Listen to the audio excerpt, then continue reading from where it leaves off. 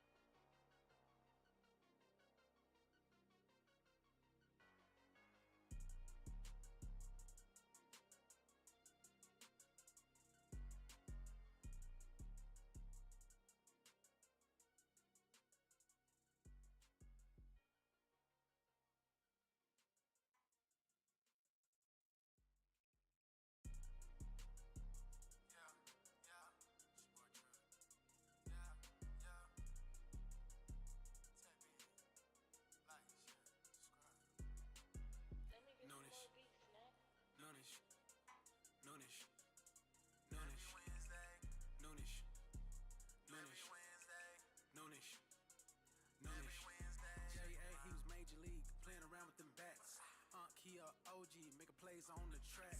Sports and technology, we mix it in with facts.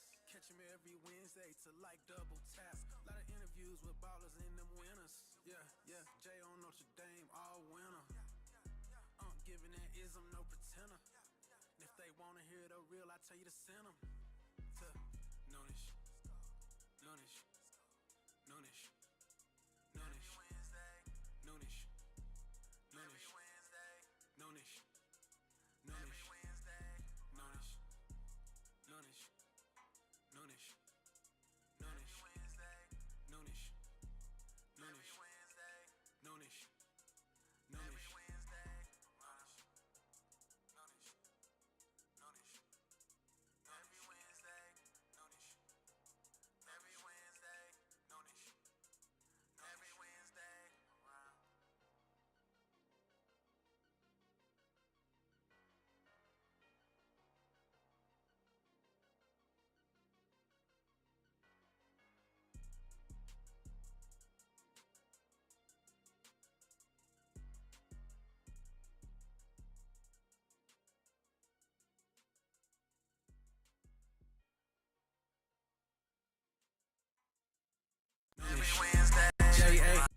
Major League, playing around with them bats. Kia OG, making plays on the track. Sports and technology, we mix it in with facts. Catch him every Wednesday to like double tap. Oh boy, oh boy, oh boy, what's going down, y'all? What's going down, man? It's your boy J.A., aka Jonathan Anderson, here with another exciting episode coming your way of Noonish Sports and Tech, man. I'm here with my awesome co-host, my unk, Ron Baldwell. What's going down, Nothing much, man. Just popping my car. So I wanted to pop my trunk. No, I'm just hey, popping trunks early on a Wednesday. No. I said that's why I'm popping my car. So I won't have to pop my trunk. Yeah, be thankful. Be thankful. Anyway, got to pop the trunk. Yeah, them trunk popping days is over with. Thank God for that. But anyway, y'all, we're here for a new great episode of Noonish, man. It's Wednesday at that time. Hey, man. At that time. Y'all know what it is. The First Lady is back. She's back. And without further ado, y'all know how we like to get this thing jumped off and started with the First Lady of F1.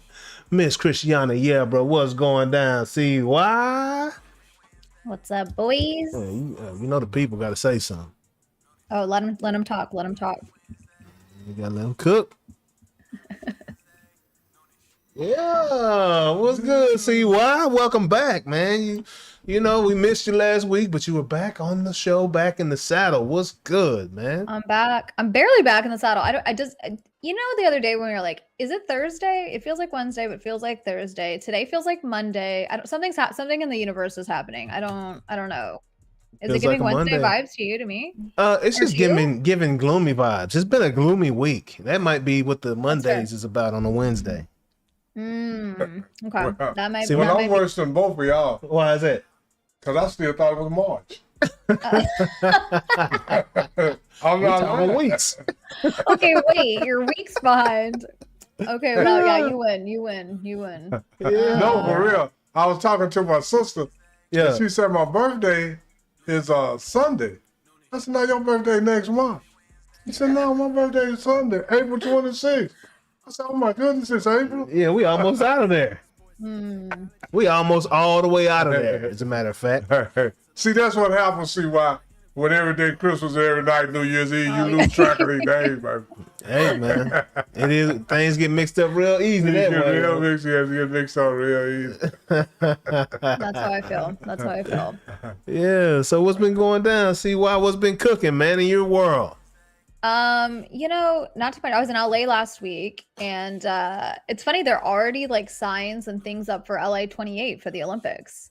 Wow. And I feel like I actually saw more Olympic content out in LA than I have seen World Cup in Dallas. I'm like, World Cup is coming up, and I felt like LA really had the merch and the maybe not merch, but like the graphics and the billboards like are already starting to talk about it, which is crazy to me because that's years away. Years now. away, yeah. I don't know now. I don't know what time it is. But yeah, I don't know. So it was cool though. When's the last time you were out in LA? Last time I was in LA was probably like 3 years ago. I would say last time I was there was probably 2018. Yeah. Yeah, I was out there the last time we had a snowstorm in Dallas that like knocked everything out. Not the first one that was horrible, but the second was like in 22, I think. So you left with Ted Cruz? No, yeah, you pulled a Ted. No, I ain't pulled a Ted. Yeah, he pulled a Ted on him. You pulled a Ted. I met Iron Man on that trip though. I met Robert Downey Jr. on that trip. Hey, What? I'm just playing. Ted. Oh, I don't want no playing. smoke, Ted. I don't want no smoke, Ted. Yeah. I'm not playing. Anytime anybody is somewhere warm when the weather is bad, I'm like, so you're cruising us right now. So this is how you do us. Absolutely. Yeah, I cruised you. It's not on purpose. I'm I like, cruised the whole fam, and I couldn't come back because the planes wouldn't allow it. oh, I'm so sorry. I got stuck in LA. Oh, I'm so sorry for you. Yeah. Well, LA has good vibes. I think we should go back for the Super Bowl. It was fun. I was out in like Santa Monica, Venice area, so the usual shenanigans, but it was nice. The weather was cool and at the same time hot. I don't know how they do it. Sun is hot, in the shade I'm frozen, so that's LA, man. Cold beach water. Absolutely. But yeah, so speaking of that cold, you know, we're gonna start this thing off with a little hockey this week, right? Woo. Man, them Dallas Stars tied that series up. Thank God. Okay, if I'm being honest, I went through, you know, my usual cycles as a Stars fan, where I'm like, we're in this, we got this unlocked, no problem. And then we had game 1 of the playoffs against the Wild, and I thought, oh no, Yeah, what's going on? I love these guys. If you're watching, I love you and I adore you, and I'll be a fan no matter what. However, we were not on our A game. It looked, there's not a really better word other than just like straight up sloppy. We were out. Man. We were being out skated, out like checked out. I mean, like it was not hockey. a good look. Yeah, out. Yeah, really, that's probably the best way to put it.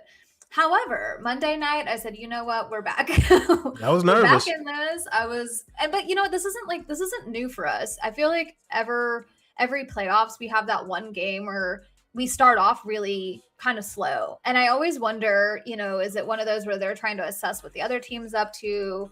Are they in their heads too much? Are they treating this too much like just another game and not thinking that is truly playoff hockey? Yeah. But that, all of my concerns blown away off the ice, because on Monday night, they really rallied. My biggest bone to pick was that game started at 9:00. Yeah. And your girl wants to be in her bed. Yeah, it was a late start. Snoozing. A super late start. Oh my God. I forget, like the season opener was that way because it was on, I think it was nationally broadcasted, and then same with this. So they didn't start until like 8:39. I was like, it was rough. But they showed up, and I was really impressed with it just looked like, it really did look like a whole nother team. And players that I'd been saying, I mean, like literally while I was watching, I was like, I just want to see Duchesne do something. It feels like it's been a while. Let him show up. Yeah. And he has a goal and an assist. And same thing with Robertson. Robertson looked a little like not himself. My goal pony. Yeah, man. Didn't look like himself. And then he scored a goal, and I was like, okay, we're back. All he does is score, so he's back to himself. That sounds good. So he's Luke of hockey.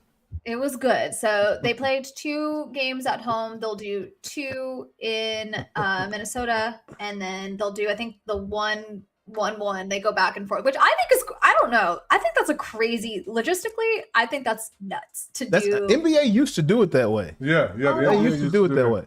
2-2-1-1-1. Yeah. Like, and I think to save money, which is fiscally responsible as an organization, as a league, I think it would be better to, do the 2-1, but it definitely makes it interesting, It does, but I just like, I don't know with hockey. I mean, I guess almost all teams other than, I was like, hockey, yes, baseball, yes, basketball, yes. Like having international travel, like having to cross the border to travel just like adds another layer. So in hockey, like when we've played other teams in playoffs, in Canada, then it's like, that just feels like an extra layer of like, for 1-1-1, like that's a lot, but hey, it works for them. They've been doing it forever. So when did the NBA stop doing that?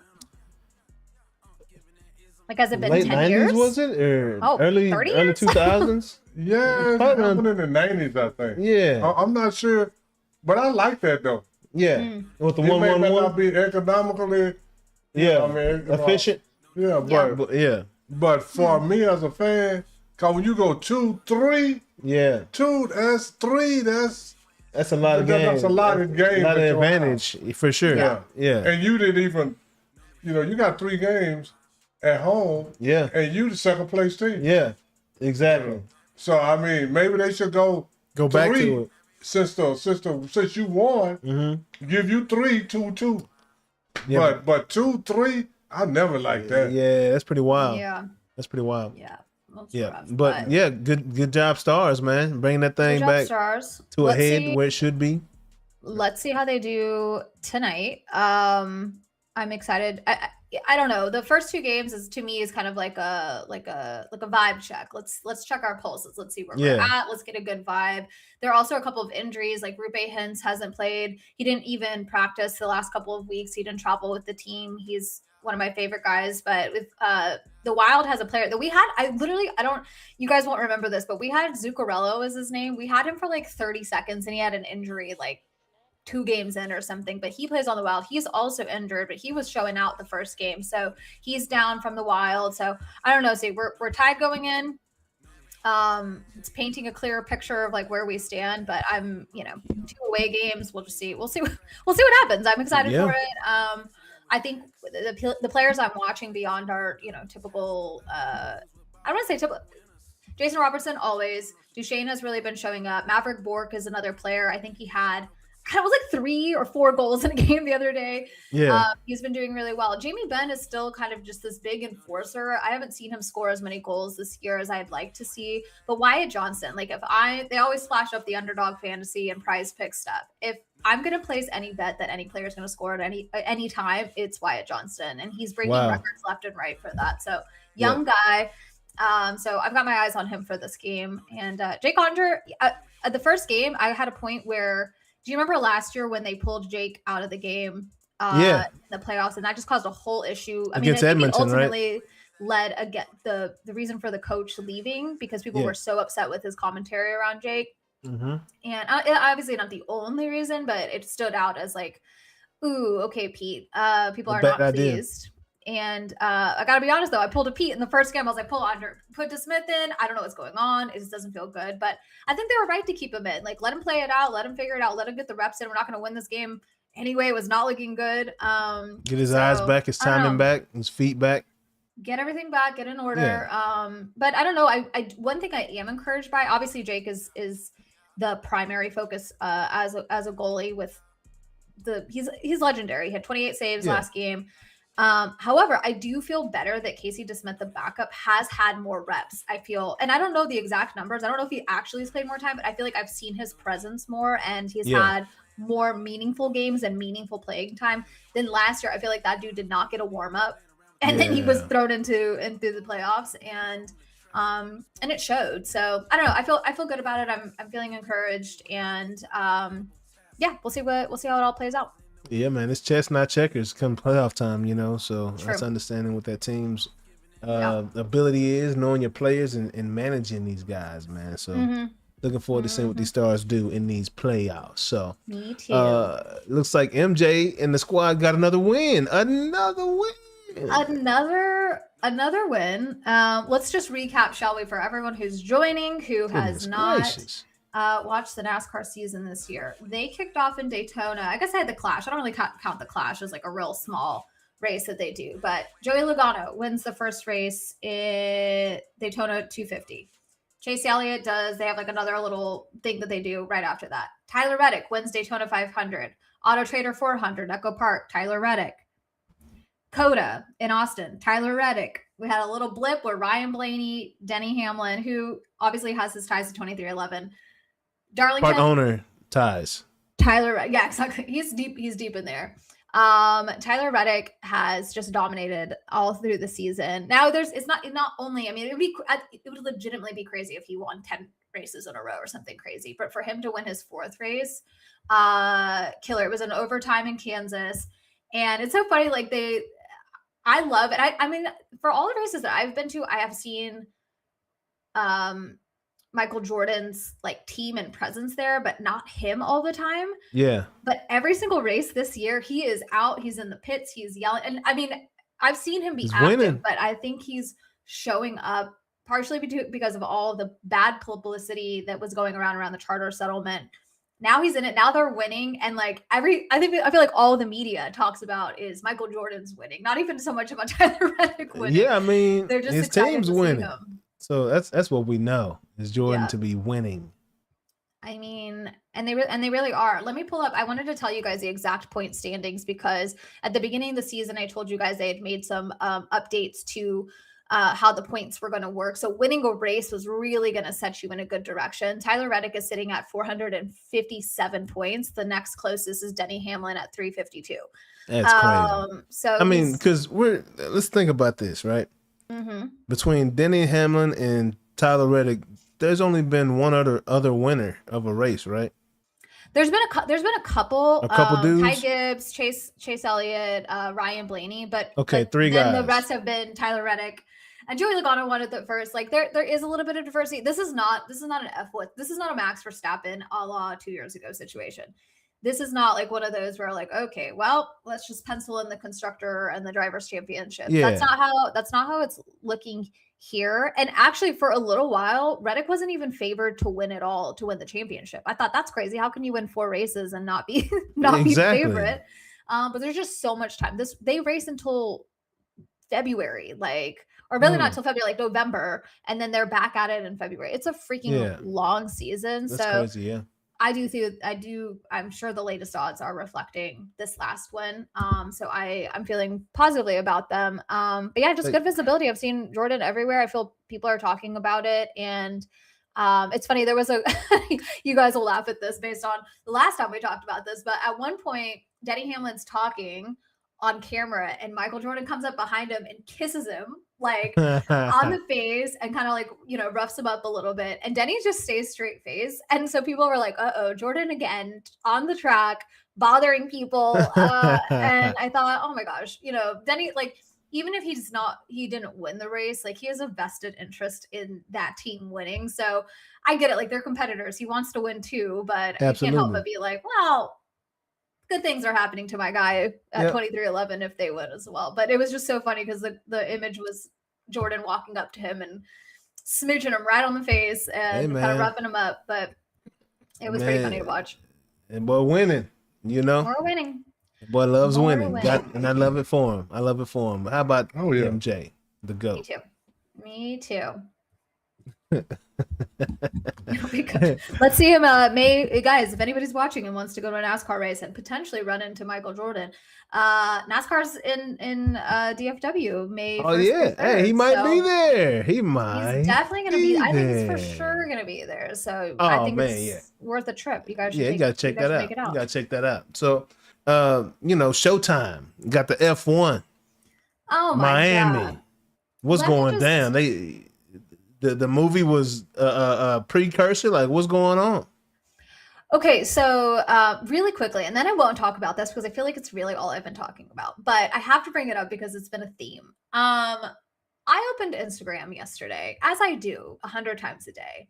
I open Instagram and immediately I have to close Instagram. Why? Mhm.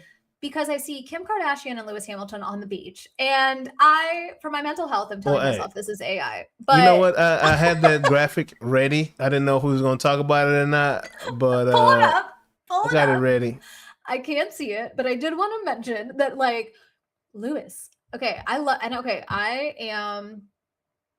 am team whatever makes Lewis happy and helps Lewis win a race. Okay, I don't care. Whatever? I don't care whatever it is. Whatever it is. Maybe not like literally anything, but like, okay, Lewis, I'm happy for you. Like, who else is he gonna freaking date? Like, you gotta date another billionaire. You gotta date somebody who's got, no shame in their game, and homegirl surely does not. She's a businesswoman. Yep.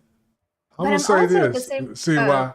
What do you got? I am cautiously happy for Lewis. Yeah. Cautiously happy. Yeah. I got a question mark at the end of that happy. My goodness. Because I'm going to tell you like this, Lewis, you're going to be the first one. You're going to be the first one to leave happy. Or stay happy. Either way. John, you have you have such a negative take on this, Jonathan, I feel. What are your thoughts? What's ruminating over there?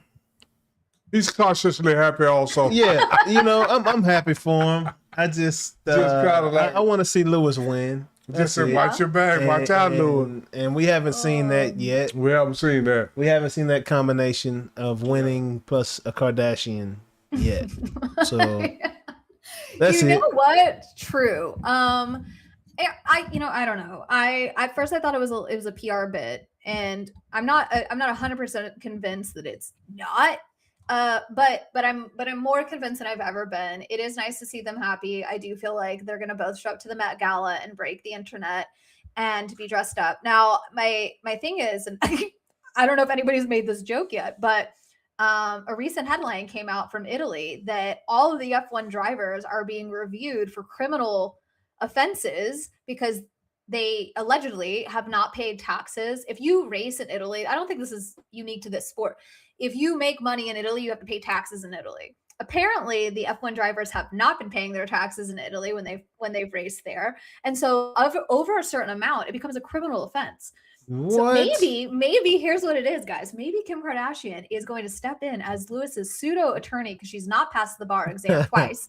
Maybe she will be his legal support, because if you followed Kim's journey, her dad was obviously a very big lawyer. And she has tried to become a lawyer in California now twice. I think she's failed the exam, which I didn't know that you could just take the bar exam and not go to law school. Didn't realize that, but that sounds crazy. Either. But that's what law school is for, to prepare you for that, for the most part. So right. So her failing it twice makes sense. Maybe we should think about going to law school. Kim. Oh yeah, Kim failed it twice.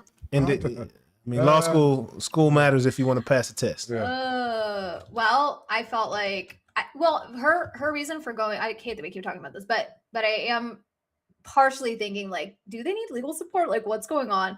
It's been written about just recently, like, that I think it's all the drivers are being reviewed. So I don't know if they've got to like make a big payment or what happens to their taxes, but someone was you may be on to something, CY. When you mention the fact that there might be some PR situations, because it seems like every time there's some big F1 news that comes out, there's also some Lewis and Kim not PDA, but some Lewis and Kim news. Well, it's nearby. working. It's working because I saw the beach picture. I shut my phone off, and I didn't even see the Italian tax evasion news until later because I was distracted by the beach pics. But all to say that maybe this is a real thing, and I'm happy for them. Good for you guys.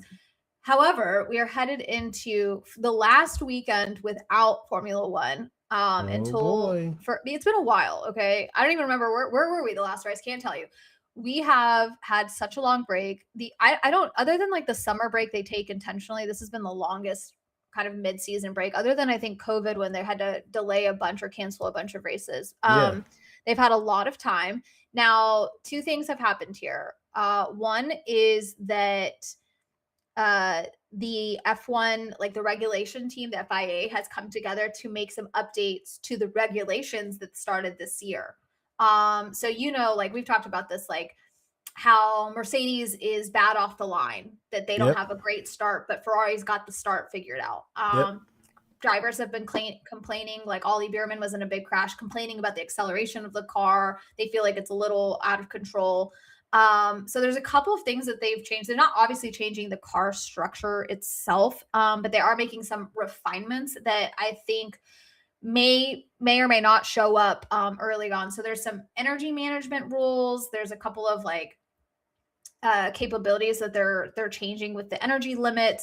And the goal is not so much to give anybody too much of a head start, but it's meant to be more about safety and consistency. Safety is how they're gonna. Safety is that they're gonna package it under safety. Yeah. So and I think that's interesting. There's some other components. Drivers were complaining about the wet tire condition. So there's some refinements being made there that were all voted on and agreed to. And so we'll see some of that in place soon. Now, if you do not have an Apple TV subscription, raise your hand if you have an Apple TV subscription. I paid for it so just so I could watch Formula One. I think I have one. Against my will. If you don't, and you're like, I don't really care, I do want to watch a single race and do it in a fun environment. Recently announced in February, Apple TV and IMAX are collaborating to put out the Formula One races in IMAX theaters. So there's five chances that you get that if you're like, hey, I loved the movie in IMAX, which I thought was the best way to see it. Hard to replicate at home. That type of screen, the sound, the visuals. But they will be showing the races in what is IMAX? Is IMAX like 8K, 4K? Yeah, it's 4K. It's something K. As clear as you can get. There's a lot of Ks, and whatever quality that is what I'd like my eyeballs to be. Yeah. But that's how they're going to be showing the races. So Miami, Monaco would be a good one to see. Silverstone, Monza, and Qatar. Not Qatar in IMAX, but I hope they do this again next season. Or for more races rather. Like I hope that they do more of them. Silverstone will be dope. Silverstone, I think the ones I'm excited to see would be Monaco and Silverstone. And I mean, actually all of them have the potential. So $30 a ticket though, guys, to watch a race. Hey, they're gonna win. So I'm like, okay. Maybe. At 5 o'clock in the morning. Yeah, that's what I was thinking. I was like, damn, they're gonna have to make sure all the timing makes sense. Miami's good though. Miami's golden. So we'll see. But I kind of thought, I was like, maybe we should pick one to go watch. It's gonna be dope. I just wrote about this where the Apple TV. Gosh, my phone will not stop ringing. Is it Lewis Hamilton calling me to complain? I keep Lewis, getting relax. kicked out of. Yeah, Lewis, relax, please. Help Kim study for the bar. But I joked about the Apple TV, or I'm sorry, Apple and F1. The movie made so much sense. Even back then when we first talked about the movie coming out, it was like something's going on here. Apple would never spend this amount of time putting so much effort into a deal like this. F1, there was a plan looming. F1 too. F1 stamped their name all over it, right? They produced it was their movie. It was a collaboration, like truly. And so we saw some features like the haptic trailer, the trailer that literally vibrated when you watched it on your phone. The movie debuting in IMAX first. The cameras being shot particularly for IMAX, or the movie being shot for IMAX. All of these clues. And so I'm not surprised to see this IMAX rollout. I guess I'm surprised that it wasn't done sooner, like right after the movie comes out. But I don't know. What's that place in the Colony that has like the IMAX? Like, I think it'll be dope in there. Cosm. Okay, wait. Cosm, that was my next point to bring up. When you watch the Vegas race as an example, the big sphere, that's the same. They're in the same family, right? Yep. I thought to myself, like, the sphere becomes basically a moving billboard as part of the Vegas race. I mean, it turns into a helmet. They're showing the guys' faces. It's really cool.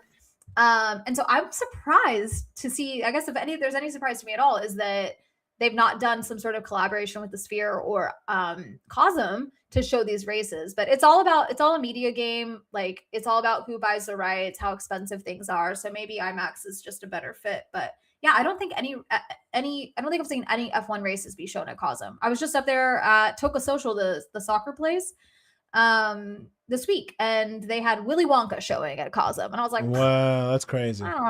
I don't know if I want to see Yeah. Willy Wonka. But you'll watch some F1 30. But I will watch Mercedes drive away with the championship in IMAX or at Casa. Because it is happening. Oh right my now. gosh. Yeah. So we only have a couple more sleeps until we're kicking off our race week. So I think it'd be cool. I think it's a fun way for American fans to get in. I mean, I don't have an IMAX. I don't know about you guys. Unk probably does. I don't have an IMAX screen at my house. No. But it would be nice to watch. I think it's more the sound for me. I really love listening to the cars on track. That was the best part of the movie, honestly, was hearing the audio quality and sound of the cars. How much of it's manufactured versus what is real, I don't know. But they did a good job masking it. It sounded really good. They won. I mean, that was some of their awards that they won through the season were for cinematography, sound, and editing. So but yeah, I think the races being shown there is cool. It's an actual fit. I'm sure there's like Vision Pro stuff that they'll be weaving in, and I want more ways to feel like I'm on track, and not just on an IMAX screen. Yeah. Right on. Right on. I think we should go. I think we should looking forward to it. We should pick a race that we should watch. If no one's inviting us. If Cadillac has not invited us to a race this season so far, fine. We'll go watch one at IMAX. Cadillac, what's wrong with you? Cadillac, call your girl up. Actually, yeah, man, we need to have a word with Cadillac on your behalf, actually. Just bought a Cadillac. For sure. Right on, see Cadillac. What's good? Call me up, man. Call me up. You know, I know y'all need a H-Deuce driver. Got you. Somebody lean it. To that mill paw. Hey, is that boy Trip to go? Trip is here. Trip is good. Trip is here. You know what it is. Appreciate the super chat, Trip. Yeah. Let's get it. Let's go. Trip in the building. It's your boy Trip. Trip is here. Where is Trip? He's in the chat. Oh, I thought he was about to join us. Remember he said shout out to the gang. Oh my God. Shout out to the gang. Trip, come back. Yeah. We're gonna get Trip back on. We'll get it coordinated. Let's try to coordinate for next week. Trip, for sure. Hey, Trip, we ain't gonna do it. Yeah, what is that? He's into the gang. Oh, Trip said he's about a house. Congratulations, Trip. Let's go. Boy, doing a damn thing. Always good, Trip. Man. Real estate is always good.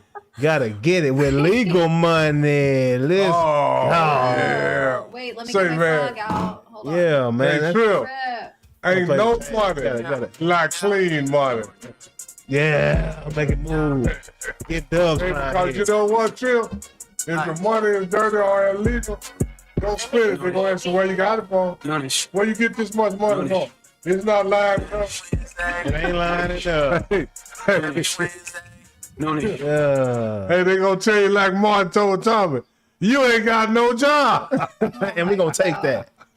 But yeah, CY, thank you so much once again. Hey, we Excellent love job this week with the first Sadie report, man, on that good NHL, F1, and NASCAR. Let's do a moment of silence. Everybody gather around, hold our hands. Let's go Stars tonight, sending good vibes into the universe. Let's get good vibes. Hey, get it right. I rock the green and gold. I rock the green and gold for the good vibes today. Yeah. You know, so God. it is what it is.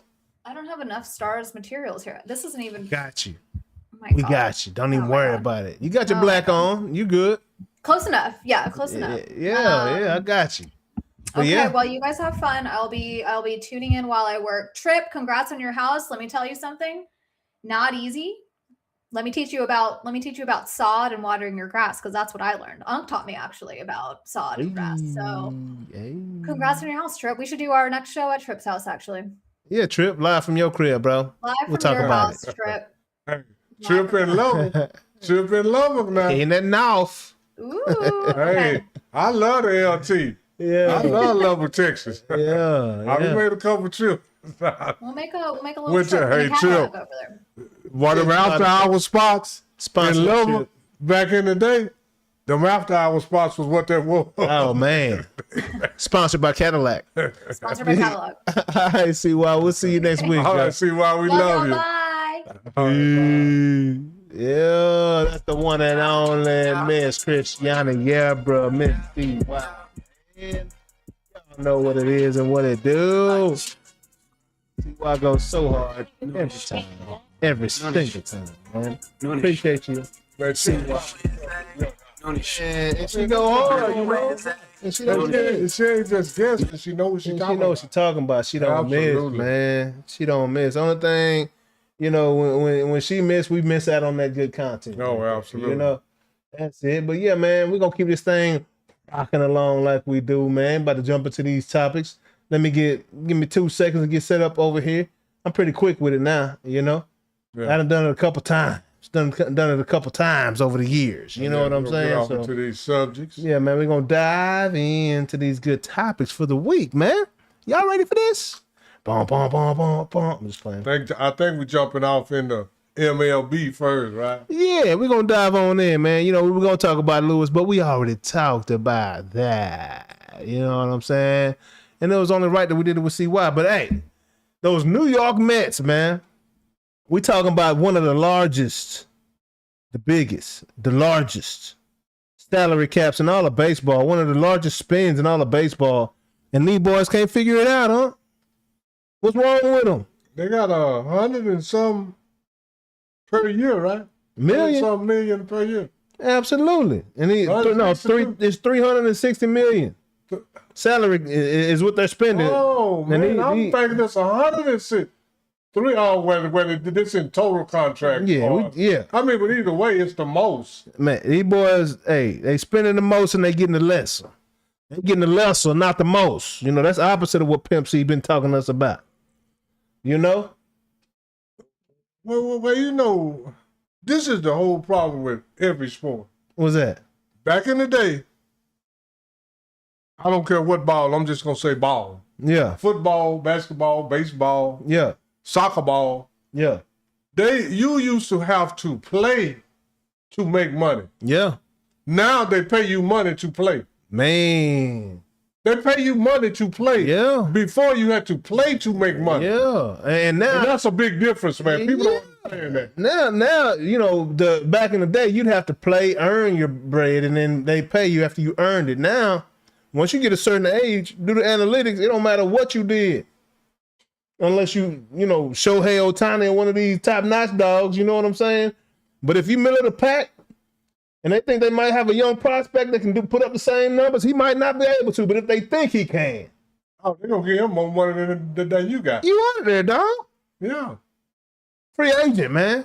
Yeah. Hey, man. Free agent, it's a new day, man. Hey, man, I think Ben Simmons made $200-something million. It's something way up there. $200-300 million and they ain't played dead. Hey. You know, that's all I'm saying. Oh, man, that boy Tripp say he bought a lake. Oh. Yes, y'all. Hey. Say, hey, Tripp, we know this one thing about being by the lake. I don't care if it's White Rock Lake, Yeah. Lake of the Pines, Yeah. or Three Finger Lake. yeah, whatever it is. When you're by the lake, you're looking good. Hey, Tripp, I'm gonna do you like my boy Nate Jackson. Give me $100, dog. Let me get $100, dog. You know what I'm saying? I know you got them cho-chos, boy, about to have by the lake. You know? Let me hold $100, dog. Hey, Tripp, and not tell him like, oh, that's why you can't get no $100. I got a house by the lake. Exactly. It don't work like that. I ain't got no $100 for you. Yeah. All you $100 for over here. Hey, that By the boy. lake. Hey, that boy. You watch Nate Jackson up? Huh? I gotta put you on Nate Jackson. That's hilarious, man. If any of y'all watch Nate Jackson, man, let me know. That boy there is hilarious or something. I probably seen him All he do is talk about the crowd. Oh, kind of brown skinned guy. Dark, heavy set dude. Oh, I know what you're talking about. I was thinking about this other guy. Yeah. That's all he do is. And I'm gonna tell you somebody else talk to the crowd like Gary Owen. Oh yeah. You know, Oh yeah. that guy don't- Oh yeah. He talk about make jokes out of the crowd. See, Gary don't start saying nothing to the crowd until somebody from the crowd start trying to get it in. No. Sometimes he'll just say, "Where y'all from?" Oh, No, yeah. Gary, Yeah, okay. I mean, you know, yeah, but I know who you're talking about. Yeah, that he boy is Nate. funny. That boy He Nate is Jackson funny. He hilarious. is funny. But anyways, back yeah. to the sorry loser. So the Mets, man, we talking about Juan Soto's huge contract, Francisco Lindor huge contract, and they got several guys. Lil Boba Shet huge contract. Everybody on a huge contract up there in New York is underplaying their contract right now. You know what I'm saying? Hey, man, it's early in the season, but these boys they're making too much money, man. All that money guaranteed, eh? It's guaranteed money. Okay, so whether you're a 12-game winning streak or lose streak, You're getting the same check. And it's locked in for this year, next year. See, that's... For the next 14 years for soda. I'm glad these boys getting their money. But, man, it's something got to be done. There got to be some kind of incentive to make these boys want to play. Hey, man, and it's leaking all through the other sports too, man. It's been in some though, man. Good luck, Mets. Y'all in a mess right now. Yeah, you know, anyway. Good luck getting out of there. You know what I'm saying? They got Marcus Semien, who was already struggling with the Rangers last year. Anyways, on to somebody that's been victorious. If you haven't heard of this kid, man, you must have been living under a rock, or, you know, Major League just don't do a good job of promoting their stars. Young man. Not anymore, they don't. They don't. Used to back in the day, but not anymore. No, not anymore. They don't really care because they got enough money. Yeah, they got enough money on TV contract. Don't even matter. What you Absolutely. think? Mason Miller, man, right now for the San Diego Padres, man, this kid is incredible and untouchable. So far this season, he's got a 0.00 ERA, meaning that he is not allowed to run. He's the closer for the Padres, okay? So he don't pitch, you know, numerous innings, but he gonna come in just about every game when they're up and they got a chance to win, and it's a close game, right? And right now, he's got 11 and a third innings pitched, 27 strikeouts. First of all, 11 and a third innings means you only face 34 batters. The 20. I mean, yeah, I was just doing the math on that. Yeah. I was just trying to do the math. 11 and a third. 27 of the 34 batters he was facing. 7 dudes have made contact. I'm sorry, 5, because 2 of them walked. Yeah. He's got 8 saves. This guy, he pitched for the USA in the World Baseball Classic. Dominant. The kid, evidently, he was throwing 85 at a small university, 85 to 88 miles an hour at a small university. He was diagnosed with some type of diabetes. He started taking his diabetes medicine and started throwing 95.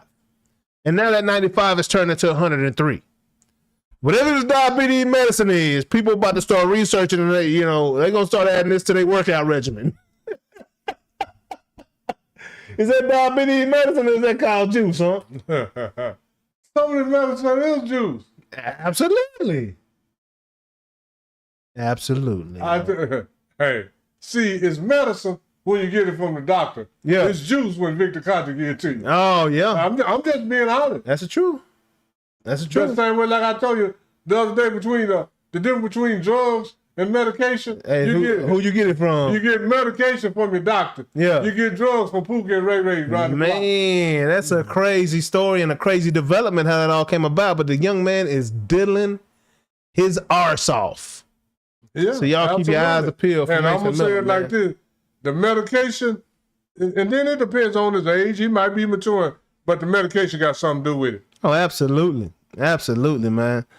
And moving along, just want to keep y'all abreast of that, man. Shout out to Shohei Ohtani and his 53-game on-base streak right now. I don't know the record, but 53 games in a row getting on base is a lot.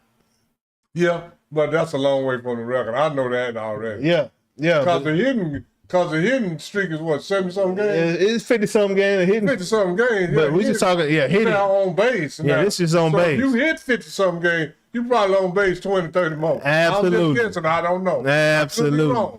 Because, this is, J.A. is an expert on this baseball. Now, you're right, though. Yeah. You're right about that. And, man, this is going to be a crazy pivot right here. But we're going to have to, you ready for this already to ring the bell with the Eden? Oh, yeah. You cool with that? Oh, I'm cool we with headed it. into basketball anyway. We're going to kick it off. I'm going to kick it off with Mark Eden, man. We'll ring the bell. We'll ring the bell, man. And Mark Eden on the board, man. Mark Eden, I know so much about y'all. Mark Eden, I still got notes on it. Mark Eden played 11 years. All of his 11 years was with the Utah Jazz. Yeah. And Mark Eden, he only made the All-Star game one time, but he was a 2-time Defensive Player of the Year. He's a 5-time All-Defensive Team, Mark Eaton has the highest block shot ratio per game. It's 3.5 in the history of the NBA.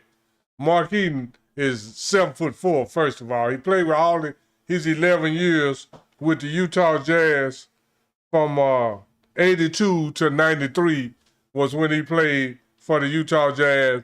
And like I say, he was a one-time All-Star, two-time Defensive Player of the Year. But the thing about Mark Eaton, he has the highest percentage of block shots per game in the history of the NBA. And he also has 1 year that he has the highest block shot ratio per game than anybody, and that's 5.6 block shots per game, and that was in 1984-85. I'm just going to tell you this about Mark Eaton. In 83-84, he blocked 4.3 shots per game. Like I just said, in 84-85, he blocked 5.6. 85-86, he blocked 4.6. 86-87, he blocked 4.1. And Mark Eaton is another one of these guys that played in the era where you played 82 games as much as you could. Mark Eaton played 11 years. Now, 4 of his years, he played all 82 games. 2 other years, he played 81 games. 2 other years, he played 80 games. That's 8 years. And then then 1 other year, he played 79 games.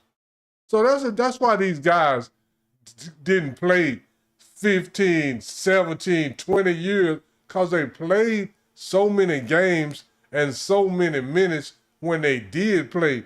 And all these, like Mark Eaton right now, I'm ringing the bell on big men. Last week, it was Elmore Smith, and the week before that, it was Artis Gilmore. And all these guys, man, has done something special. But when you hear about basketball now, you don't know that nobody did anything before, I'll say 1984 or 1990, whatever. But when you go back and look in the record books and who got all the records, it's guys, most of the records is from guys that played in the 70s and 80s and 60s. All of the records, well, not all, but Mark Eaton, the highest block shots per game. He played, he played in the 80s. He got the highest single year, 5.6 block shots. He was a two-time Defensive Player of the Year. He led the NBA 4 times in block shots. And like I say, the reason that his block shots started going down because he was injured, but where he was hurt. And the difference between being injured and hurt, you can play hurt, but you can't play injured. Nowadays, guys won't play hurt or injured. They won't play either. So that's the difference. And, Mark Eaton, 7'4", he was a big man that played big. He led the league in block shots 4 times in 11 years. He played a lot of games, and he just wore himself out. That's what the guys did back in the day. They wore themselves out in about 13, 14 years at the most, maybe 15, you done. You wasn't playing those 17, 18 years, playing 82 games and all the minutes that they played. So Mark Eaton was that dude, man. And he was during the era of big men, when big men played big. Big men wasn't trying to be at the three-point line. Yeah. Big men were trying to be down low, going against, and this is the whole thing. They were going against other big men. Yeah. You see, Mark Eaton from 82 to 93, and I'm going to say this. A lot of people not going to like this, they're not going to believe it. But the Utah teams, because, he played with Karl Malone and John Stockton also. Yeah. The Utah teams with Mark Eaton was better than the Utah teams with Greg Ostertag, which lost to Michael Jordan. They were better. Yeah. Because one of the teams that Michael Jordan got a losing record against is the Utah Jazz, and they all happened, them losses came in the 80s when Mark Eden was there. Yeah. Oh yeah, that's Mark Eden and Karl Malone and John Stockton. Yeah, Jeff Hornacek, was he there? No, he wasn't there then. He's not old enough. But I'm just saying that Utah team, to me, with my own two eyes, like people say, what you see was better than the Utah Jazz. And this ain't no knock on Mike, but I think those Utah Jazz team was better than the one that lost to Mike twice. Man, because first of all, Mark Eden is better than Greg Ostertag. Simple as that. Duncanville's own. Greg Ostertag, even down from Duncanville, Texas. It don't matter where he from. That's just true. Greg Ostertag ain't led the league in block shots. He ain't been no defensive player of the year. None of that. No. So I'm just saying that don't mean they would have won.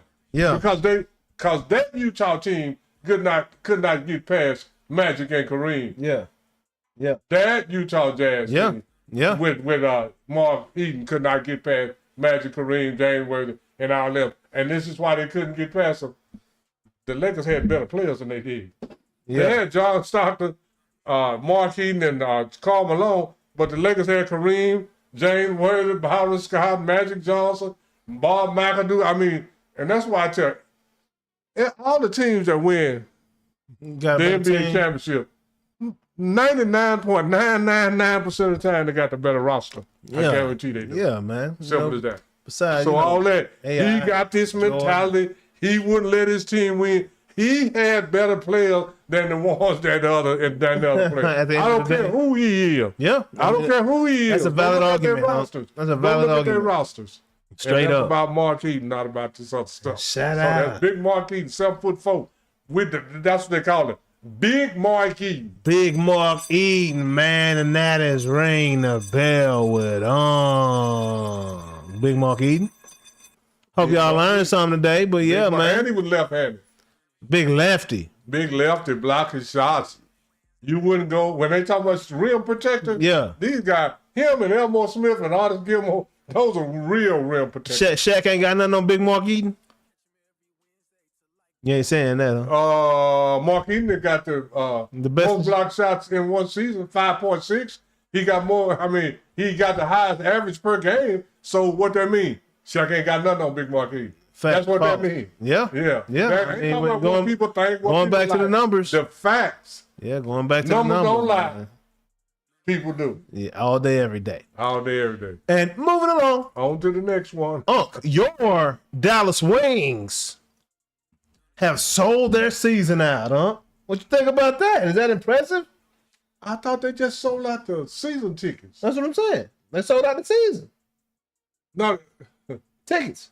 Yeah, the season tickets. Now, they got other tickets left. Yeah, that's impressive. They sold out the season tickets. Yeah, they sold out all the season, but they got some general. Yeah, for sure. Yeah. GA's left. But that's impressitive. I mean, do you expect them to make a run this year? They got, Paige. Hey. They got AO. You know what I'm saying? What's the is that her? Yeah, Enrique. Oh, what about the one they just got? Fudd. Yeah, Fudd. Ozzy Fudd. Fudd. Yeah, they got, they got some. They had some big trades at the end of the season last year. Towards the end of the season last year. They shouldn't. What you think about it? They should be solid, man. Hey, hold up. I'm sorry. My bad. McCollin Vest. Hey, he said, I'm glad the Yankees didn't pay Soto. Hey, man. They should have paid Soto. Soto's just slow right now, man. The Mets, that ballpark is a little different to hit in. He got to get used to that place over there. But Soto was killing the ball in Yankee Stadium. I think they should have paid him. But, hindsight's 20/20. You never know, man. But you looking at a young stud right there, man. Don't get it twisted now. Juan Soto gonna figure it out. It's just that's a different ballpark to play in over there, man. In my opinion. But yeah, I'm sorry, but Ozzy Fudd and Paige Beckers and AO. Yeah, they should have a very good squad, man. They're gonna be very good. So you talking drastic move? Yeah, they should. Did they make the playoffs last year? No. They should make the playoffs. Yeah, they should. They should be 10 or 12 games better. Not just because of who they. First off, Paige Beckers is a year, more into the league, Yep. And she's a year more removed from her injury. Yep. A lot of times it takes a couple years to get over some of these bad men. Yeah, for People sure. don't want to.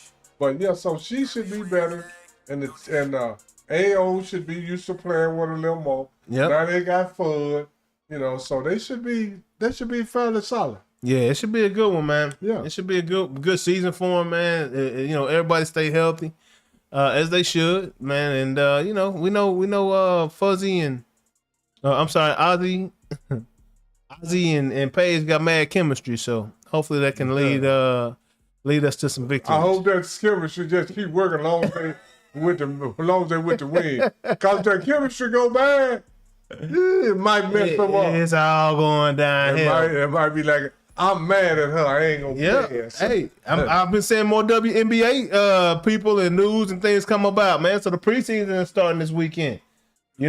But this the whole thing though.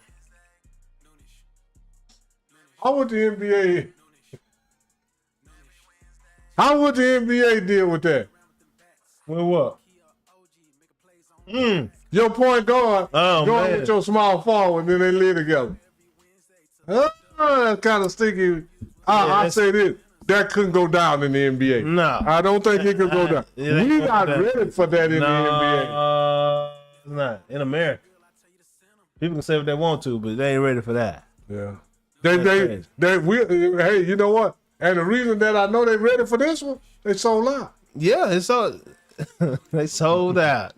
If they wasn't ready for it, they would have sold out. They sold out. Sellouts. So yeah, they sold out. Yeah, man, it's all good. But the preseason is starting for the WNBA this week, man. So yeah, looking forward to seeing Indiana Fever, man. Asia Wilson, man. I'm just happy these young ladies are getting paid. Get that paper. Yes, sir. It's a great thing, man. Who was the one got $500,000 and she mad? Oh, that's for the Indiana Fever, man. That's Sophie Cunningham. She got like $665,000. And she said she's not mad about the amount of money. She's mad about the years. She said she wanted to be able to buy a house. She got 1 year for $665,000. That basically paying her for the years that she been there and couldn't get that money before.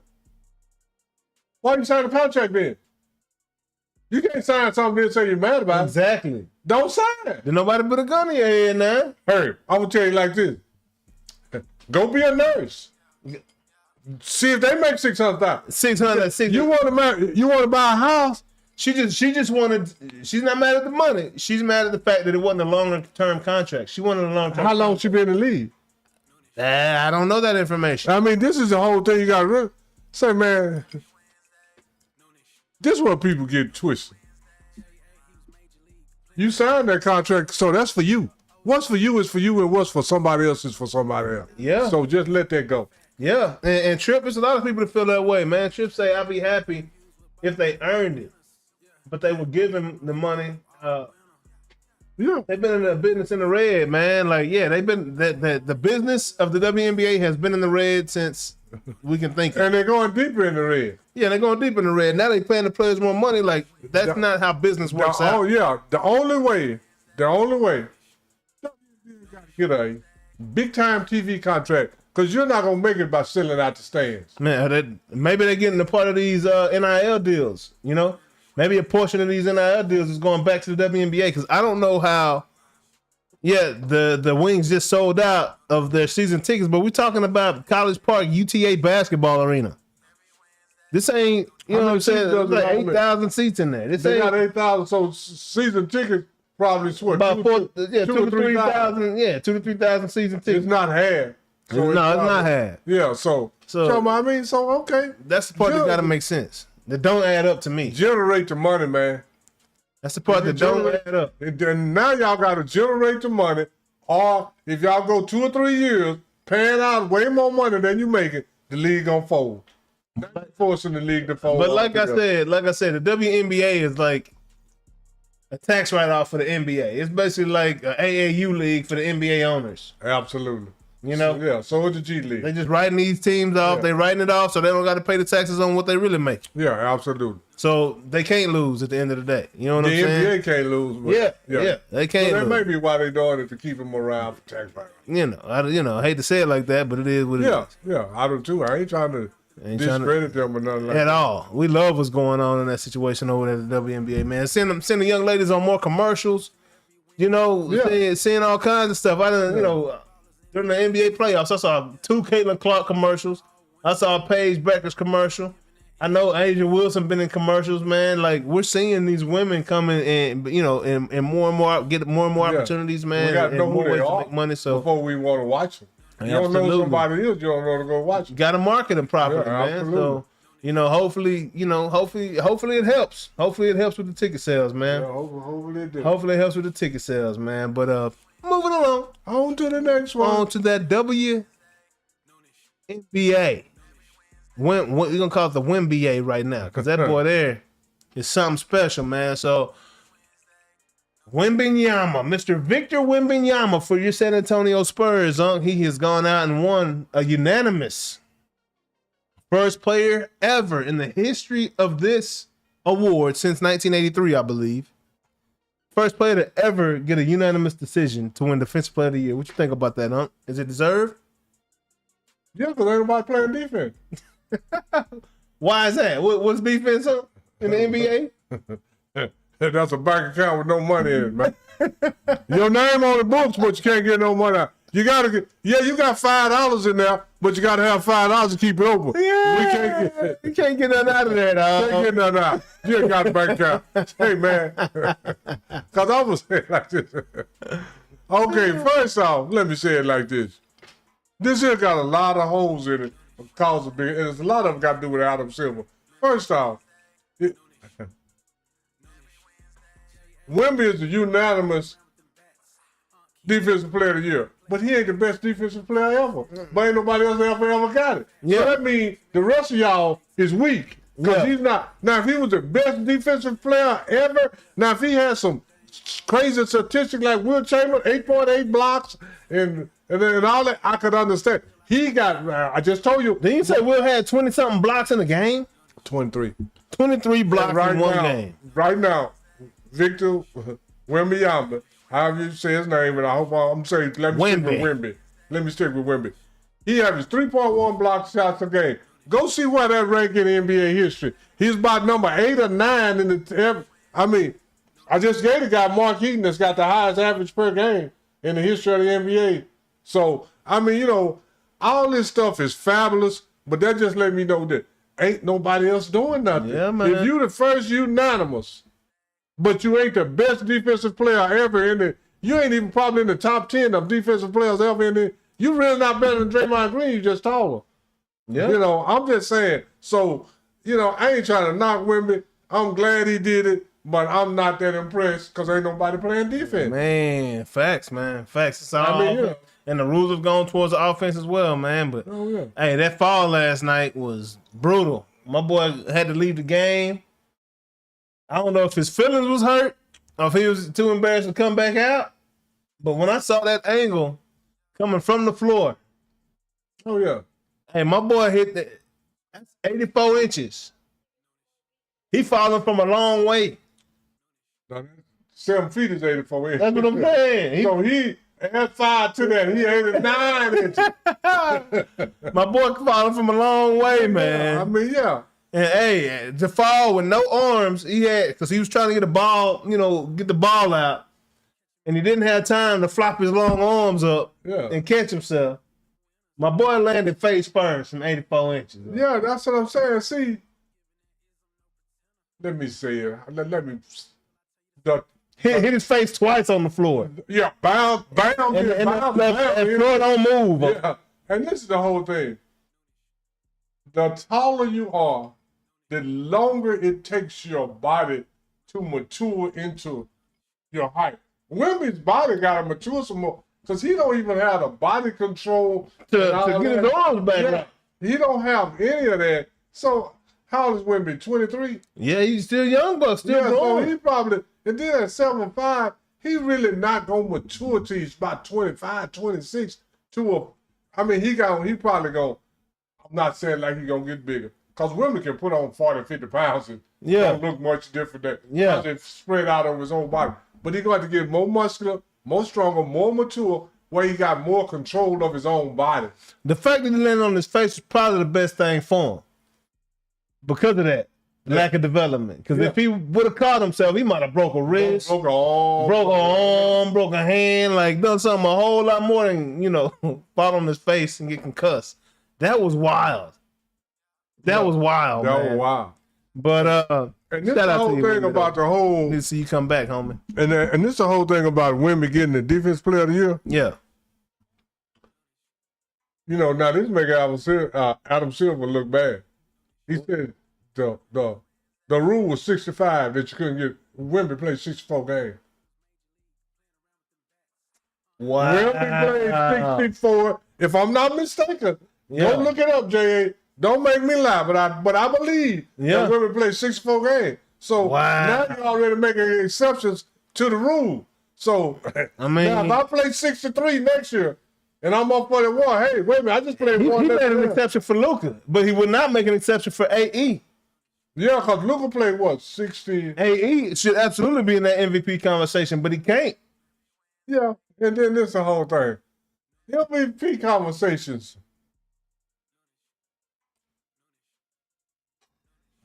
They used to be reserved. First off, let me say, like back in the day, you couldn't be MVP. Do you know who was the first MVP on the field for sixth place team? Who? Michael Jordan. You used to couldn't be MVP. We talking about the gold. Yeah, go get a gold. That's a whole nother story. What you talking about? But anyway, you cannot, and I totally agree that you can't be an MVP on a 6th or 7th place team. Yeah. If your team made the top 2 or 3, how are you more valuable than me? I'm leading my team to the best records. Yeah, I understand. I mean, but this is the whole thing. Most of the time, when you lead your team to the best record, you got the best teammates. But a lot of this stuff don't have context. Yeah. We just say, he's the MVP. We don't realize that his team got the best record because he got the best teammates. Yeah. But that's how it had been for so long. So us old crony guys don't even. To me, AE should not be in the conversation because his team. I mean, you got to go with your jokers, your Shakers, Alexander. I don't care how many stats you get if your team ain't good enough. But AE's team is good enough though. They got 5th, and we look at AE's team. Tell me, compare it to those LeBron James and AI teams, and tell me how AE team match up. Because when you take him out the game, them boys don't win like that. Yeah, they don't win like that. But you talking Julius Randle, but then you got Chizo, but then you got defensive player of the year. What's the name of one defensive player of the year? But come on now, we know that boy the most unathletic big in the game. Yeah, but he big though. I understand that, but he big. Rudy Gobert we talking about. Say, AI and the LeBron team, who on their team won anything? Nobody. That's all I'm saying. But I'm just talking about the way it used to be and how us older guys feel. If your team is field for 6, I don't need you to be MVP. Yeah, I understand. But that don't mean. But without you, they could be 11th. They could be out of the playoffs. Yeah, and then so the fact that you got them in that 4th, 5th spot. Yeah. Because I think they right behind Denver, right? And when Denver and then Minnesota 3, 4, 5, the Lakers got that 3 spot. Yeah, because I got some. Yeah. And then Denver, I'm just saying, Minnesota wouldn't be in the playoffs without AE. He need to be in the conversation, but he don't need to win it. Yeah, that's all I'm saying. And man, I wish MVP is one of those awards that I wish would be held for the players voted on. I wish it was at the end of the season. The players voted on it like they used to. I wish it was at the end of the season. The media is fans. I wish it was at the end. How do you have a Finals MVP that's different than the league MVP? Because a lot of times, league MVP don't be in the finals. I know. That's what I'm saying. I wish it was at the end of the season. Yeah, but then a whole lot of times, like Andre Iguodala, that time he won. Of course, he's not gonna be the league MVP. But I'm just saying, the performance of LeBron should have, in that finals, even though he lost, LeBron had an MVP performance for his team. Only one player ever got MVP in the losers column. Jerry West, right? Jerry West. And I learned that from my uncle. Yeah, that's why I know. So if y'all tapping and ring the bell, you might know something too. So you know, that year that Andre Iguodala won it, they would since they won, they were searching for somebody to give it to. Yeah. Because your superstars didn't play good enough. Yeah. Steph and Clay didn't play good enough to get it. Yeah. So we're going, and that's the same Steph way. played good enough to get it. A lot of people think Steph should have won it that when year. Kawhi got it for San Antonio, and this is the whole thing. The boy played it. I mean, Both of them got it. Both of them got it for Guarding the job LeBron. they did on LeBron. and he damn near averaged 30 points. And I think one of them he did average 30. That ain't stopping LeBron. I'm sorry. But he averaged almost a triple-double on both of them. Yeah. But it was a double-double, and the third number was an 8 or a 9. So he almost averaged a triple-double, and they said, oh, he did a great job. I can't tell. Yeah. So basically what you're saying is that Tim Duncan and Manu Ginobili and all them didn't play good enough to get it, so we got to get it to Kawhi. Got to give it Because he helped LeBron to 28 points. Straight up. 28 points a game. But Steph did play good enough to win it, though. No, he didn't. Offensively. No, he didn't. You don't think You better so? go look. Yeah. All right, I got to go back and look. Yeah. Go back and look. Steph got the one he deserved, the last one. And I'm going to tell you like this. I got to go back and look. Even the one that Steph got, Questionable. so look what Andrew Wiggins did. Oh, man, they just had to give it to him. Because every time... Wiggins was the X factor in that Because every series. time Wiggins hit 20-something, they won. They won. When he didn't, they didn't. Yeah, man. So, I mean, I'm just saying so. That matters. But Wemby deserved the defensive player of the year. But, you know, with all that unanimous. And the only reason he got unanimous, but because who else was in the runners? Nobody. I can't. It wasn't Luka. It wasn't Joel Embiid. It's probably Draymond Green for the 55th Hey, time. that's what I'm saying. I would have gave it to. I mean, that's who else would you say? I mean, I'm just Pat saying, Bev doing podcasts now, so Yeah. it can't be him in. Lively was hurt again. yeah, because Lakers have taken a 2-0 lead. You called it. Yeah, I called it. You said that Houston? Yeah. Like it was a no-brainer. Like this wasn't even a series. Houston? Who was used to lead hard? KD? Who was used to lead hard? Kevin Durant Durant. Okay. Since every time he the lead hard, what have he led his team to? Not a TT Tata. Not a Only time he got MVP when I was over there with Golden State. Yeah. I'm gonna tell you like this. But, yeah. They was watching Steph and Clay because they already won 73 games. Got it. They was already the Budweiser Clydesdales before. First off, you wasn't the lead So he hard. wasn't the lead host then either. You wasn't even the. Hey, first off, you know this is one thing. They had Rudolph Branson, Dancer, and Prancer. Let me tell y'all something about it. When I say the lead hard, it doesn't matter. You know, you see. Sometimes you see wagons pulled with 2 horses. Yeah. The horse on the left is the lead horse. Lead horse. That's the one that got there and tell him get over here. Then if it's 4 horses, your lead horse is on the left front, and your next good horse next to him is on the right front. Yeah. And then if you got 6, it's still the same thing. And then when you got 4 horses, your third best horse is on the left behind your lead horse. So every time KD has been the lead horse, I'm gonna say he got ran off the road. Coming from the original 4 horsemen, brother. Yeah, he got ran off the road. Every time he was the lead horse, he got ran off the road. Let me say it like that. That's true. He didn't even get ran off the road. He just ran off the road one time. That last time in OKC before he joined the Clydesdales. Coming around, you ever watch them old wrestle? Yeah. When them stage coaches be coming around the mountain. KD was still going around the mountain like that. He ran off like this. Ran off the edge. And now when you go off, the whole wagon come with Everything came with him, came crashing down. Hey man, that's all I'm saying. Until And I'm gonna say this right here. LeBron James, man, they can criticize him all he wants to. He one of the best lead horses ever been in the NBA. And this is, why are we talking about the Lakers? Man, let me tell you something. I'm so mad at Russell Westbrook right now. I'm an old school crony. Remember these old school dudes? I just saw Ron Harper. Yeah. And John Starks and all these criticizing LeBron. Say, oh, he can't do this. He don't even try hard. He quit. That's because he got all the monies. Y'all out there. First off, y'all That's an indictment on the whole history of the NBA. Yeah. If LeBron is all this stuff, and he's still arguably one of the top 2 or 3 best players ever. Top 10 for sure. He don't even try hard. He's not a winner. he got 4 championships, 4 MVP, and he don't try hard. He ain't trying to win. Man, y'all better be glad he ain't trying to win. Yeah. Because if he was trying, I mean, because the way y'all talk, oh, he can't do this, he can't. And then Ron Harper told me he ain't no daddy like LeBron. You sure not. You sure not. Man. Because this is the thing, LeBron made sure his son got a league. And if your dumb ass not trying to make sure, I think his son in the league right now too.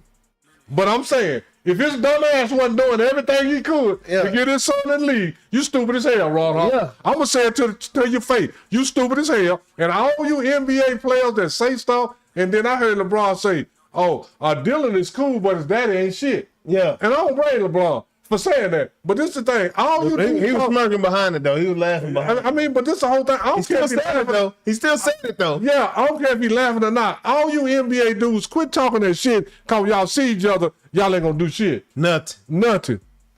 No, I was just playing. You know.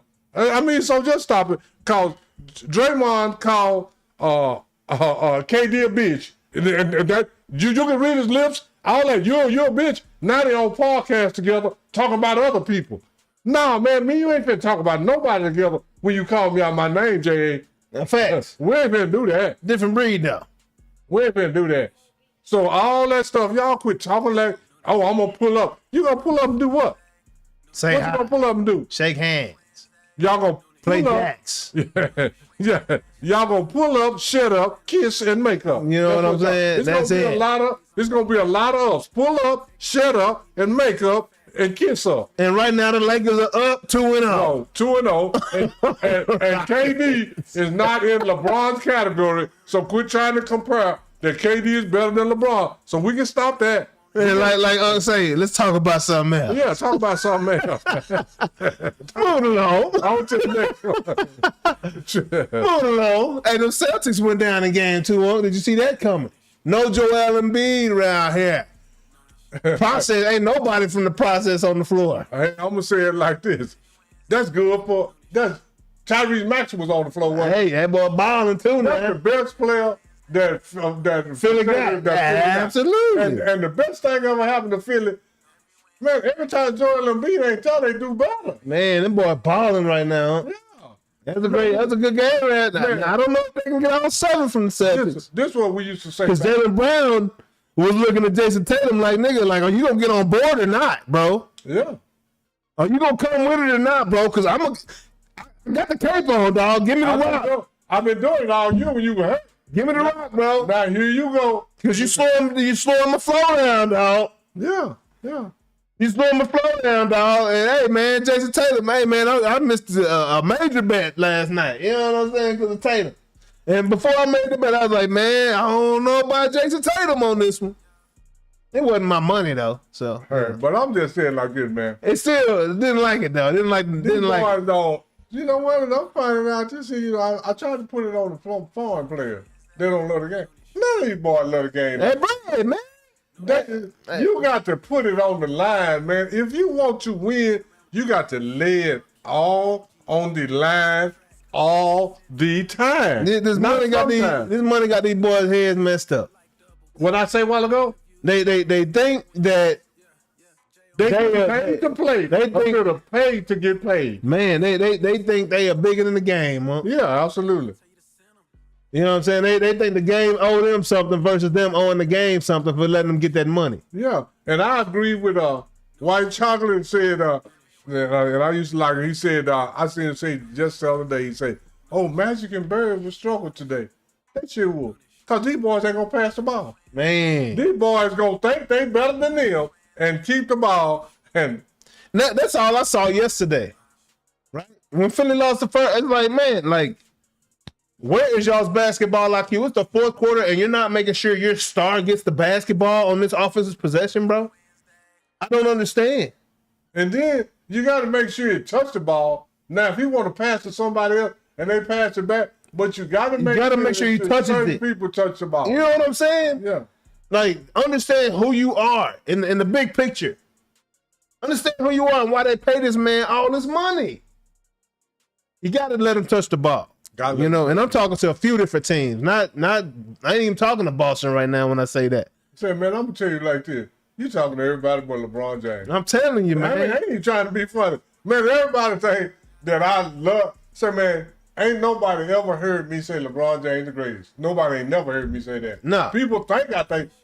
But I just be using LeBron because they all talk about LeBron. Yeah. But this is the whole thing. While I'm on this subject, this ain't got nothing to do with this. Everybody say, oh, everything LeBron James do is longevity. I'm going to tell you like this. Hard to argue with that. Everything that anybody do after Will Chamberlain is longevity. Because Will Chamberlain scored 20,000 points, 273 games or something before the next person, which was Michael Jordan. That's what, almost 4 years? Yeah. So everything after Will Chamberlain is longevity. Yeah. So let's quit talking about longevity. Yeah. Because everything after Will Chamberlain is longevity. Yeah. Because he scored it faster than anybody. He got more rebounds faster than anybody. He would have had more block shots. But rebounds and scoring, everything after Will Chamberlain is longevity. Will had 23 blocks in one game. Before they even recorded block shots, they were just watching block shots to see if they wanted to keep it as a statistic. Yeah. 23 block shots in 1968. That's crazy. And then in 1972, 4 years later, block shots became a statistic. Wow. That's crazy. But 23 ain't the record, but they got that recorded before it became a statistic. Yeah. 23 block shots, 55 rebounds on 100 points. Come on, man. So everything after that is longevity, man. If you're going to go to who got it to it the quickest, who got the most 40 points game, everything after Will Chamberlain is longevity, man. Yeah. Simple as that, including Michael Jordan. And that's crazy. Yeah, them crazy numbers, man.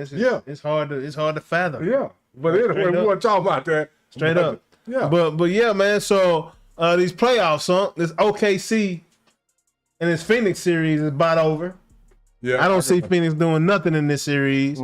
They got that boy Jalen Green and KD may as well not have been traded. I think Houston would be better off right now with Green and his 30 points a game that he's been putting in and his younger body and his ability to play defense. And I think Phoenix would be better with KD right now. Another year beside Booker and Beal. I'm going to say it like this here. I disagree with you right there, James. You think so? I think Houston would be better with Jalen Green. Phoenix would be the same with KD. That's just me. So Jalen Green was the real prize in this trade. Yeah. Hands down. Because he scored 30 twice, right? Yeah. If he had scored 30 twice, if they're transplanted right there, because first off, the first game, KD didn't play. Yeah. And then last night he got 23. If Jalen Green would have been there and scored 30 twice, the series would be 1-1 right now. That's production. That's production. If he'd have scored 30 points in each of them first two games, the series would be. Yeah, that's crazy. That's a difference maker. So that's the difference maker, man. Ain't no KD. Let me tell you something. Just because a guy can score effortlessly and at will, that don't mean he's a great player. That means he's a great player, but that don't mean that he's a championship player. Yeah, for sure.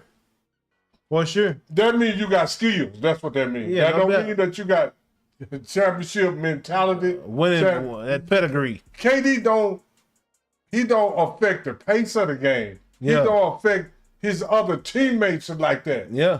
Because the other night when LeBron was what's the name? Luke Kennard. Yep. Remember when LeBron passed it to him, the first two shots he hit, you could see Luke said, "Oh, I know LeBron gonna pass it to me." Yeah. Before 1 second on it. Man. I mean, you can see that he was like, even the second game, he was ready for it. He wasn't hitting like he was the first game, but he was still hitting, man. Yeah. Yeah, man. Nah, and because they can expect the ball. They know what to expect. And one thing that you know man. with LeBron, you're going to touch the ball. Yeah. And you're going to touch it when you're wide open, or you're at a good spot, or you're going for a dunk. DeAndre in the first game had, 3 alley-oops from LeBron. Come on, man. Yeah.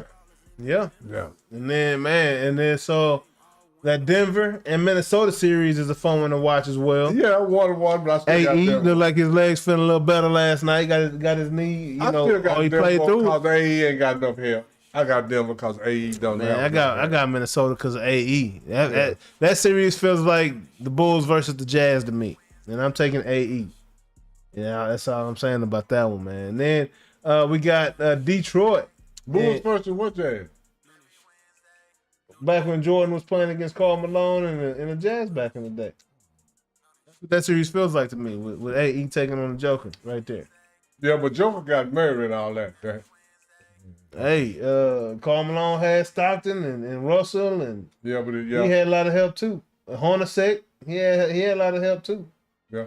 You know? Yeah, but I take Rodman and the waiter and all them over there. I'll take that. Well, I take Tony Kukoc over Greg Ostertag. Yeah, I'm just saying. Yeah, but he got some guys. He got some guys. But I'm saying, I understand, but that's what it feel like to me. Hey, he got to get a little more help.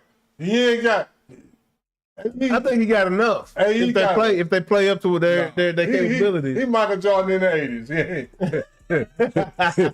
Look, I'm just saying because DiVincenzo shooting lights out. Julius Randle is playing with some tenacity. Guys around him up there too now. You can count on these guys consistently. Yeah. Mike could count on. Chicago never counted on Dennis Rodman to get about 16, 18 rebounds. That's all we need you to do. And then we need Scotty go play all the way around, and they're going to do this every game. Yeah. Julius Randle ain't going to do this every game. That's all I'm saying. Julius Randle's not going to do this every game. And Rudy Gobert ain't going to do this every game. That's all I'm saying. I think these two teams know each other very well. And last time I checked, Minnesota put them boys out last year. Yeah, that was last year. And Trip to go say Joker can't play no defense. True. Oh, Joker can't. Oh, you're absolutely right, Trip. True. Yeah, you're absolutely right. So that's 4-5. Joker offense, rebound, and assistant kind of overtake. Rudy Gobert cancels Joker out on that offensive side. There's no points coming out of Joker when Rudy's on the floor. Joker had the other night when Rudy was on the floor against Joker scored 8 points the entire game. 8. What, that was game 2? Yeah. Go look at game 1. When Rudy was on the floor, Joker went for this is all I'm Joker saying. Didn't go up in game 1. This is all I'm saying. From the history that I have seen these guys play, Rudy Gobert gonna do that every now and then. Joker gonna do his shit more often than Rudy Gobert gonna do here. Joker didn't do shit when Rudy was in the game. Rudy didn't do shit game 1, so that's why they won the 1. Well, that's all I'm saying. He figured it out for game 2. But this is the thing. Joker got a championship, and Rudy don't. So I'm saying Joker. This is what I'm saying. I think Joker and Murray gonna do their thing more than they is, and I think Murray and Joker is gonna be more consistent. Cause Rudy Gobert is inconsistent, and so is Julius Randle. Because if Julius Randle was that consistent, he'd still be in New York, and Karl Towns will be down there. Rudy feel like he dominant over Joker. I'm just telling you. You know what I'm saying? Not from an offensive standpoint, but Rudy feel like he the Joker shutter. Like he shut Joker down. The only player that I have seen so far that really gave Joker fits is which is I'm going to shock you with this, but Joel Embiid gave Joker fits. Oh yeah. But this is the thing.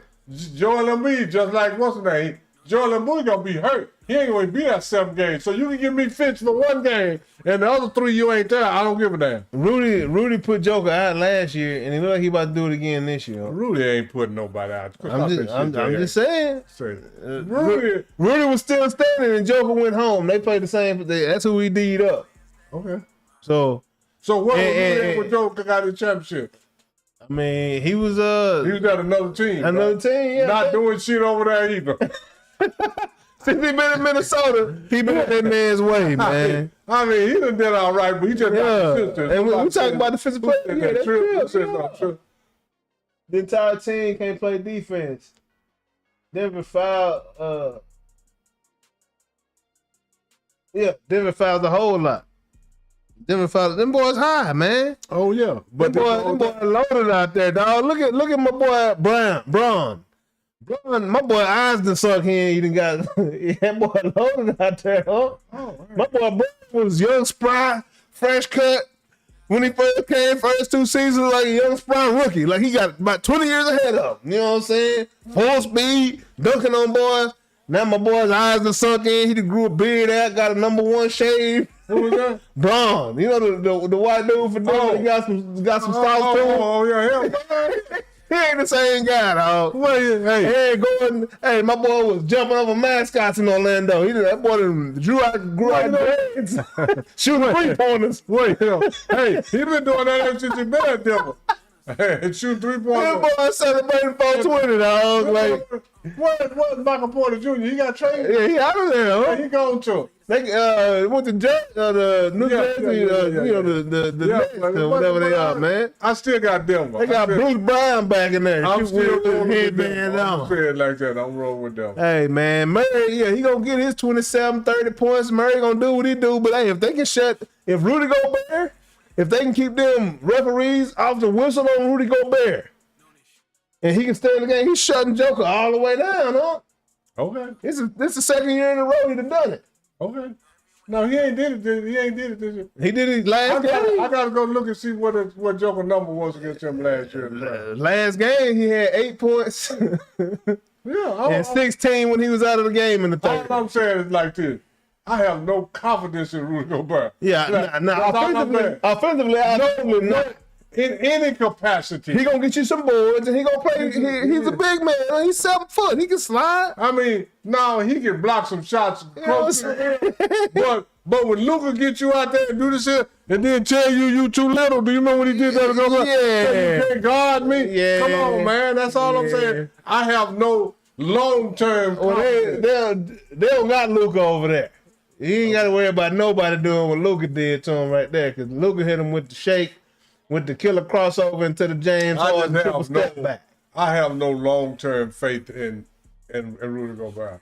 Yeah. That's all I'm basing it on. And I ain't trying to say he didn't do what you said. Yeah. But for him to do it over and over and over, night in and night out, Rudy Gobert can't do that. It ain't going. He ain't that dude. He ain't that dude. And quickly, that Detroit and Orlando series, who gonna come out of that one? Huh? Detroit. Man, Orlando look really sharp right now. They look good. They look real good. It's 1-1, right? I think 2-0 or something. 2-0. Atlanta, you sure right. Yeah, I think you right. Look good. Well, I called Detroit. I can't switch it now. Orlando look good. And then that Cleveland-Toronto series 2-0 for sure. Yeah. Cleveland finna get these balls. Yeah, and then that Atlanta and New York. Ooh, CJ McCollum got these boys. God. Say, man, CJ McCollum. Best top 3-point guard in the league right now, huh? When we talk about a commander, I'm gonna say this, what man. he's done with that team since Trey has left the building. Say, man, CJ looking. Where was CJ at before he came here? The Hornets, New Orleans. And then he was in Portland before that with Dame. Yeah, I know he was in Portland with Dame, but then he went to Charlotte Hornets. No, it was with New Orleans Pelicans. Oh, okay. So that just show you, these boys over here got to be better because CJ ain't changed. CJ is what that is, man. So, man, CJ was what that was up there with Dame. Absolutely. Because for 2 or 3 years, CJ was damn near better than Dame. Hey, I man. mean, it was like nip and tuck. Who the best? They was better with both of them. Yeah, and then they got rid of both of them. Crazy. Now Dame back and he ain't on the floor. Yeah, Dame getting that check. Getting that paper. Yeah. You know? But yeah, man, nah. So that Atlanta Knicks series, who's gonna come up out of that one, huh? That's a great series right there. Who you got? Who you say? Atlanta and the New York Knickerbockers. Man, you know what? At first I had New York. I mean, I can't change because I picked New York, but Atlanta got a damn good chance, man. CJ got them young boys looking real good up there. CJ is playing like a elite level type player. Yes, sir. Yes, right now. Mind, body, and soul in alignment right now. Absolutely. CJ McCollum out there balling the ball. And CJ take these boys, you know, because I always thought, CJ, second fiddle to Dame. No, sir. But it was 2 first fiddles. Yeah, absolutely. CJ is what that is, man. Yeah, hey, CJ is. See, man, CJ. But I've been liking CJ. When I saw him announcing during COVID or whenever it was, he had an injury one season. I see this man being an analyst during the season for games. I'm like, CJ head somewhere else right now. Oh, like he's in a different space mentally. Oh yeah. And it is servicing those Atlanta Hawks well. Mm-hmm. I'll say that, man. But it's gonna be a fun series, man. You know, I hate to say it, I'm gonna take them Hawks in that one though for the upset. That's what I'm gonna do. But moving along to this NFL, man. You know, we come down to that last part of the show, last quarter.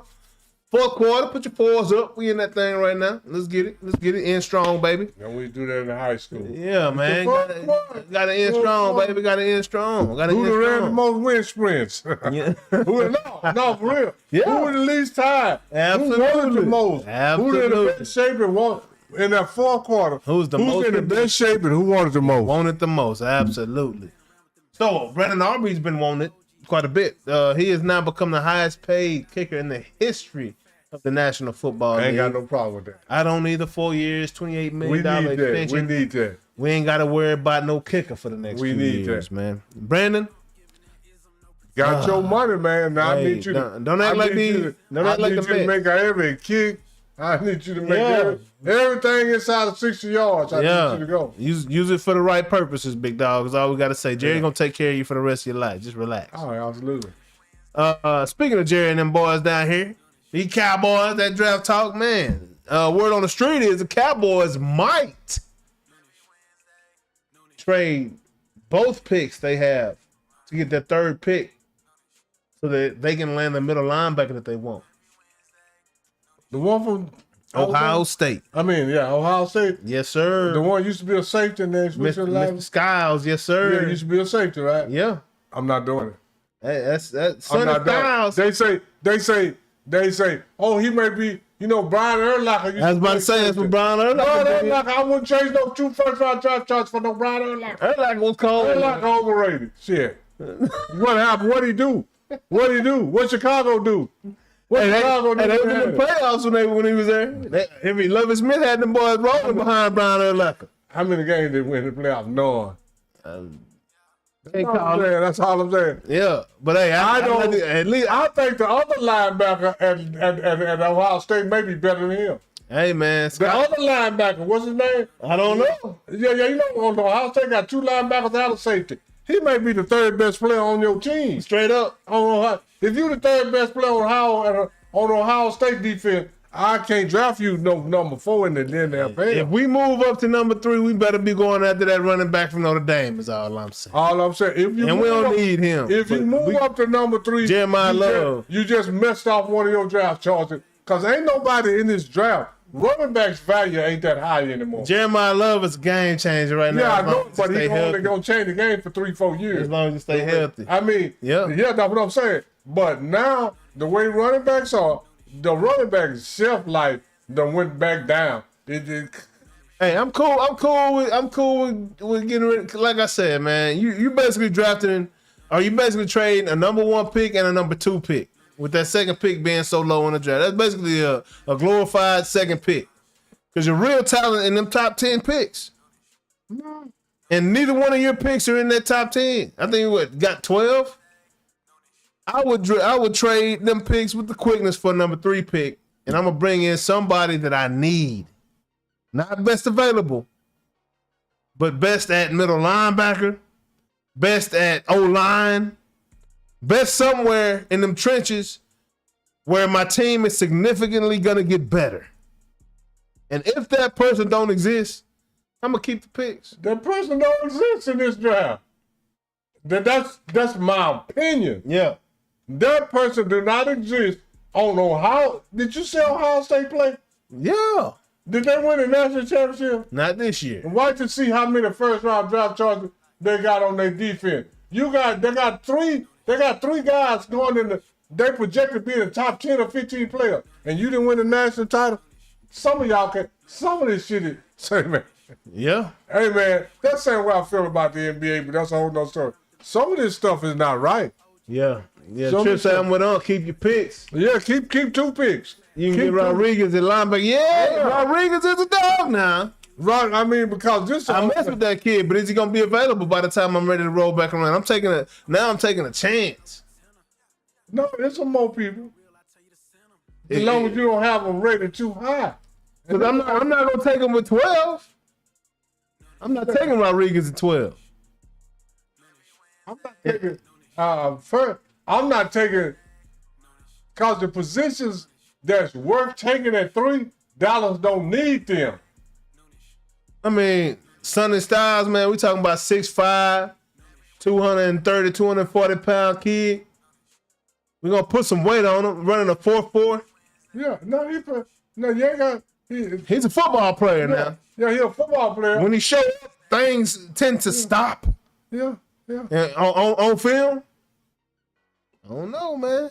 Now I like Rodriguez a lot, but I don't know if he's gonna be there. And I'm not taking him at 12. Yeah, I'm not taking Styles at 3.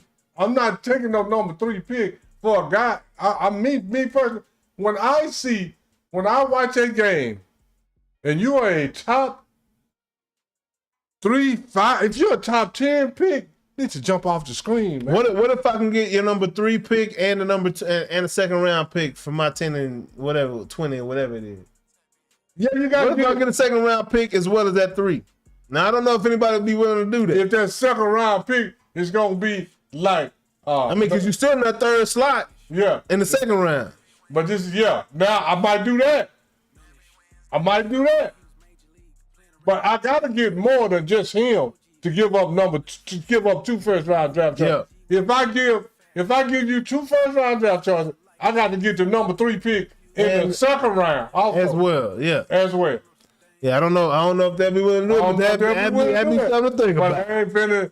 But I can't give you 2 number 1s because none of these guys ever jumped off the screen to me. Yeah, like you're right. And they keep saying the Indiana quarterback gonna be the number 1 player pick. Okay. We're gonna see. We hope he Tom Brady, cause I ain't seen shit from him like that. I'm just saying, we better hope he Tom Brady, cause Indiana had a solid squad that had offense, defense, wide receivers, running backs, offensive line, D-line, linebackers. They had a solid squad. Did Mendoza jump off the screen to you? Nope. Okay, well, I ain't drafting no damn number 1. Nope. But that's not bad for a quarterback. Yeah, it's not bad. It's not bad. But I'm saying like this here. I go by what I saw. Man, when I saw Drew Brees at Purdue, he jumped off the damn screen, man. Yeah, for sure. Because we're looking at a little guy put it when I seen Westfield Rivers come from North Carolina State. Yeah. I see jumped off the screen. Yeah. Even Eli jumped off the screen. Oh, miss, yeah. These guys ain't jumping off the screen. Yeah, no That's doubt. all I'm saying. No doubt. I understand. Including Travis Hunter, he didn't jump off the screen to me. Travis jumped off the screen to me. Okay. So yeah, he finna go to one position, but anyway. Moving along. Vrabel gate, huh? What verbal talk, bro? So Mike Vrabel came out, he finally spoke to the whole situation that he got himself into with Miss Rossini. Miss Rossini has, she's already gone and resigned from her position at the Associated Press. And now Vrabel's like, man, I've had a lot of difficult conversations with my family, man, and just getting through it all. It's going to be tough for Vrabel, man. You think he's going to be able to do his job properly this season, huh? Because this whole thing, okay, Vrabel married, right? Yeah. He had a side chick, right? Yeah. The fuck does that got to do with football? Nothing. Excuse my language. Absolutely nothing. Mike Vrabel, cause he got a side chick. What that got to do with how he coached the football team? Nothing. Everybody talking about how good a president Bill Clinton was, right? Had a side chick. That's all I'm saying. Man, as a football fan, that's between Mike Vrabel and his wife. Yeah, I don't give a damn. Yeah, that ain't got nothing to do with They ain't got nothing. Mike Vrabel, I need you to go coach the Patriots, man. Yeah. And you and your wife fuss at home about that shit. Yeah. Because I don't care. Hey, and the Patriots are real good with it too, man. They mess around. This how they do it, man. You know why? Hey, you want something to get swept under the rug? Let's put some more news out there. These boys went out there and said we're gonna draft AJ Brown. Just to throw something out there, just to get the news off Vrabel, man. Do you know why they got the news off Vrabel? Why is that? What's their owner name? Oh yeah. What's the Patriots owner name? Kraft. Yeah, Robert Kraft. You guys caught doing some shit. Same thing. So he understand. Massage parlor He understand. on the East Coast, right on the West Coast. Kraft married too, ain't it? Yeah. Okay, he understand. Hey, don't worry about it. Just out of that conversation. Man. Say, Mike, come in there. Come here, Mike. Come on, sit down. Yeah, man. What you got? What you got for me? What you got for me? Can you coach the hell out the Patriots? Absolutely, I can coach the dog shit out of them. Okay. So you and your wife, y'all good? Y'all fussed and fought and y'all good, right? I'm good. I'm good. I mean, y'all trying to work it out, right? Well, yeah, she's talking to me. But you can still coach the team, right? Absolutely. Okay, go. All right, I'll let you know. That's all Robert Kraft can. He said, "I got you. I got you, dog. We gonna put something out there to get the dogs up off of you, dog. We're gonna throw something out there. You know, we finna make up some shit. But hey, we're gonna trade AJ Brown. The Patriots are gonna trade AJ Brown. Yeah. Or trade for AJ Brown. Yeah, you know, AJ Brown. like I don't even know if that's legal to announce something like that. The only way it's legal is Philly that agreed to it. Is that some tampering or something? Like, now, if Philly said that I already agreed to it, it's not tampering. but if it's agreed to, it's a trade that's been had. Yeah, and no trade has been had at this point. I have no idea. But I know one thing. Robert Kraft don't give a damn. Cause you know, then after he told Graver, say, man, can you coach your team? He said, you know, I've been through that same bullshit, right? Yeah. Me and my wife still together. Yeah. We'll holler at y'all later, man. Hey, that's all I'm saying. Hey, by the end of the season, money. Yeah. Honey and money. You know what I'm saying? And me as a football fan, that's between him and his wife. Personally, I don't give a damn. Take her on a trip. You know what I'm saying? It's like, just like that, huh, Robert? Hey, do like Kobe did. Buy a big diamond ring. Yeah, man. It might not be 10 million. Say, forget about it. It might not be 10 million, but Kobe bought 10, gonna buy 500,000 or $1 million. Yeah. You got something, you know, you got a little money. Have her call me. Have her call my wife. Yeah, absolutely. Moving along. All right. Hey, Trip. I haven't called Miss Lee out there in local. You know, I told y'all what Miss Lee said. Don't give your husband to the hoes. Yeah, so speaking of don't give somebody to somebody else, the Giants traded their defensive tackle, man. I think he was they traded him to Cincinnati, huh? Yeah. He was headed downhill and they got what they wanted from him too. Yeah, they got what they, you know, and this is the thing. The Giants didn't love him like that because they did that to keep him. And now they got versus the Cowboys. This gives the Cowboys even more incentives because the Giants got a number 5 pick and a number 10 pick. They got 2 top 10 first round picks now. Yeah. And you know, it's not like they won on that deal right there, man. All I'm gonna say is like this here. To me, Giants can have the number 1 and number 2 pick. Giants got so far to go. Yeah. They can have the number 1 pick and the number 2 pick. Yeah. It ain't finna make a lot of difference in the Giants. Man. They need that Giants need about 10 players. Yeah, they two players don't, you know, you can go back and get Lawrence Taylor and Tiki Barber. They ain't gonna help you. we saw what Oklahoma City Thunder did. Yeah. With all them draft picks. But but it took them a minute though. We talking about 5 players versus 53. And then, you know, last week, Trip to Ghost, when you said that, man, I had forgot. But then once I realized, I forgot that Shea Gilders was part of that Paul George shade. Yeah. Absolutely, huh? Okay, man, all these dudes are so overrated, man. I mean, but that's a whole nother story. But overrated, underrated. Shedeur Sanders at first team reps. Who actually gonna give first team reps too? Cause what's his name ain't played in 2-3 years. Watson ain't played in at least 2 years. Yeah, but still, he didn't even play when Baker was there. That's about 3 years ago. Highest paid quarterback in the league. But when was the last time he played? Was about 2023. A couple years ago, yeah, 24.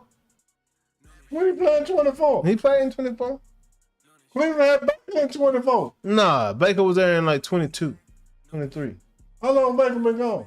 He been gone for a minute because he went to LA. He got released. So who Cleveland had to LA before last year? They had Flacco, yeah. Yeah. So, and Watson. Watson played Watson got hurt, yeah. again. And then Flacco had to come do what it do. That was the 23. Yeah. Remember Watson had that rough year where his father passed away, and then they was down on him by something else. More cases came about, and then he got injured like in week 13 or something. After coming back in like week 8. So he basically ain't played in about 6 years almost. Man. I mean, really. It's been a rough go. It's been a rough go for my boy, man. Yeah. Long way from Clemson. Because he sit around for you. 1 year he didn't even play at all. Long way from Clemson, huh? Yeah. So, yeah. Unfortunately. Shador deserved first team rep. Yeah. Because I'm going to tell you like this. I ain't sure that Watson not washed up. Yeah, I ain't sure either. I don't know if anybody is. How can anybody be sure at this point? You can't sit around 2 or 3 years watching football and then think you're going to come back and jump right in on the pro level. I could see if this was flag football or something. Yeah.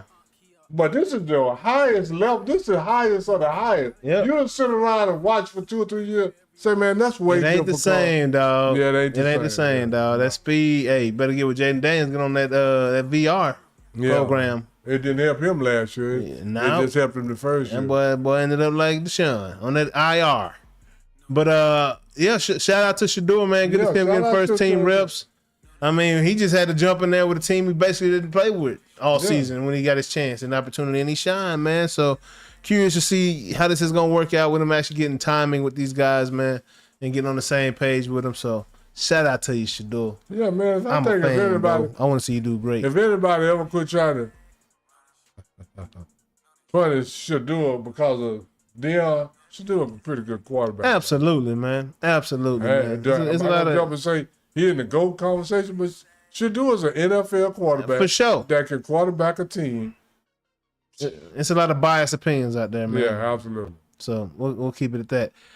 And last NFL topic, man. Mike Tomlin has joined the crew with NBC. What you think about that? Tony Dungy, Mike Tomlin, same squad. That's what Mike Tomlin can probably make almost as much money in TV as he can in coaching. More. And then not go through all the stress and the headache. Absolutely. And all the long, you got to travel to the city, get ready for the game, but you ain't got to be up there Monday, Tuesday, Wednesday, all day, all night, away from your family and all that. No. So, man, Mike Tomlin, I'm glad he going to TV. I'm looking forward to it, man. It's going to be great, man. I'm looking too. forward to the conversations, man, the high-level conversations we're going to get Absolutely. from Dungy and Tomlin. Yeah, man. Great energy.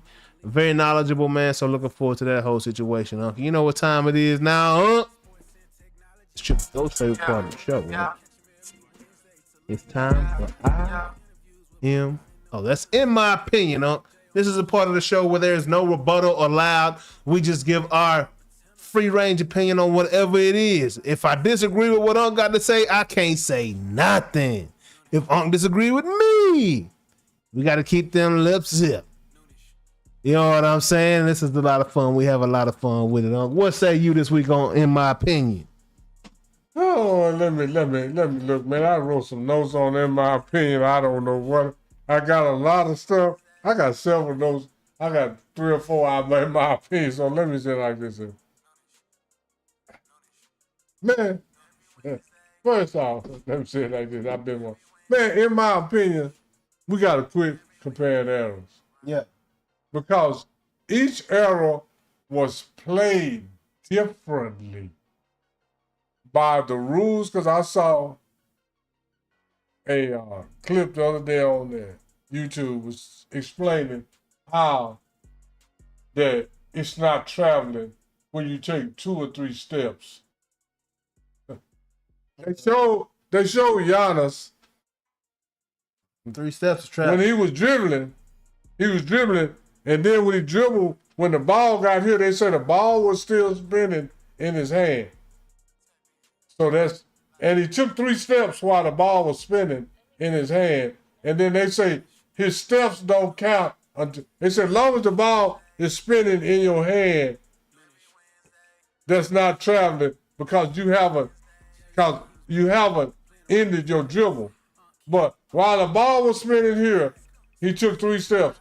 Then he put his hand on the ball, and now he got 2 more. What? That's what they explained. They said, as long as you haven't, because he could have put the ball back down. Shit. But I'm saying, how If the ball moving forward with you, if it's just spinning in your hand and you running and you take 3 steps and it's no, this is no. Go look it up. Go look it up. Travel. That's what they said. So we gotta quit comparing errors because each error is played different, called different, and a whole lot of stuff. And Jay, I got one thing that I want you got to help me with this. Yeah. Go look up who played the top 10 players that played the most minutes per game. When somebody playing, I just told y'all Mark Eaton played 11 years. 4 years he played 82 games. 2 years he played 81. 2 years he played 80. That's 8 years. 1 year he played 79. That's 9 years. This man played 79, 82 games, 9 out of his 11 years. Then you wonder why they played 15. And this is the whole thing because people were playing more games and more minutes back in the day. So how is it fair to compare somebody that played 61 games, they played 20 years or 15 years, they played 61 games 10 times, and then they played 75 games 5 times. That's 15 years. You can't compare that to somebody that played like John Stockton, played 15 years. 14 years he played 82 games. The list stops at 4. The list This list. Yeah, that particular. Who number 1? Wilt Chamberlain. For the most players. Tell me how many minutes he played per game. 45.8 minutes per game. 45.8 minutes a game. He played 13 years. He played 45.8 minutes a game. And then 1 year, he played all 82 games, and he played the overtime. So he played more than 48 minutes a game. And he played, I got your top 10 right here. Okay, who number 2? Go down the list. Read it for me. 2, we got Bill Russell at 42.29 minutes per both game. guys in the 50s and 60s. Oscar Robertson, 42.2 minutes a game. Another guy in the 60s and 70s. Allen Iverson, 41.12 minutes a game. Allen Iverson in the 90s and 2000s. Yep. Elgin Baylor, 40.03 minutes per game. That's in the 60s and 70s. Yep. Jerry West, 39.24 minutes per game. 60s and 70s. Jerry Lucas, 38.76 minutes per game. 60s and 70s. Bob Pettit, 38.75 minutes per game. 50s and 60s. Latrell Sprewell, wow, 38.63 minutes per game. 90s and late 80s and 90s. No, late 90s and 2000s. Yeah, late 90s and 90s and 2000s. Yeah, okay. And then keep spinning. Them Sprewells spinning, boy, they spinning. Yeah. And then last but not least, hey, we've talked about this young man on Ring the Bell as well, huh? Dave Cowens at 38.6 Here's minutes another per guy game. from the 70s.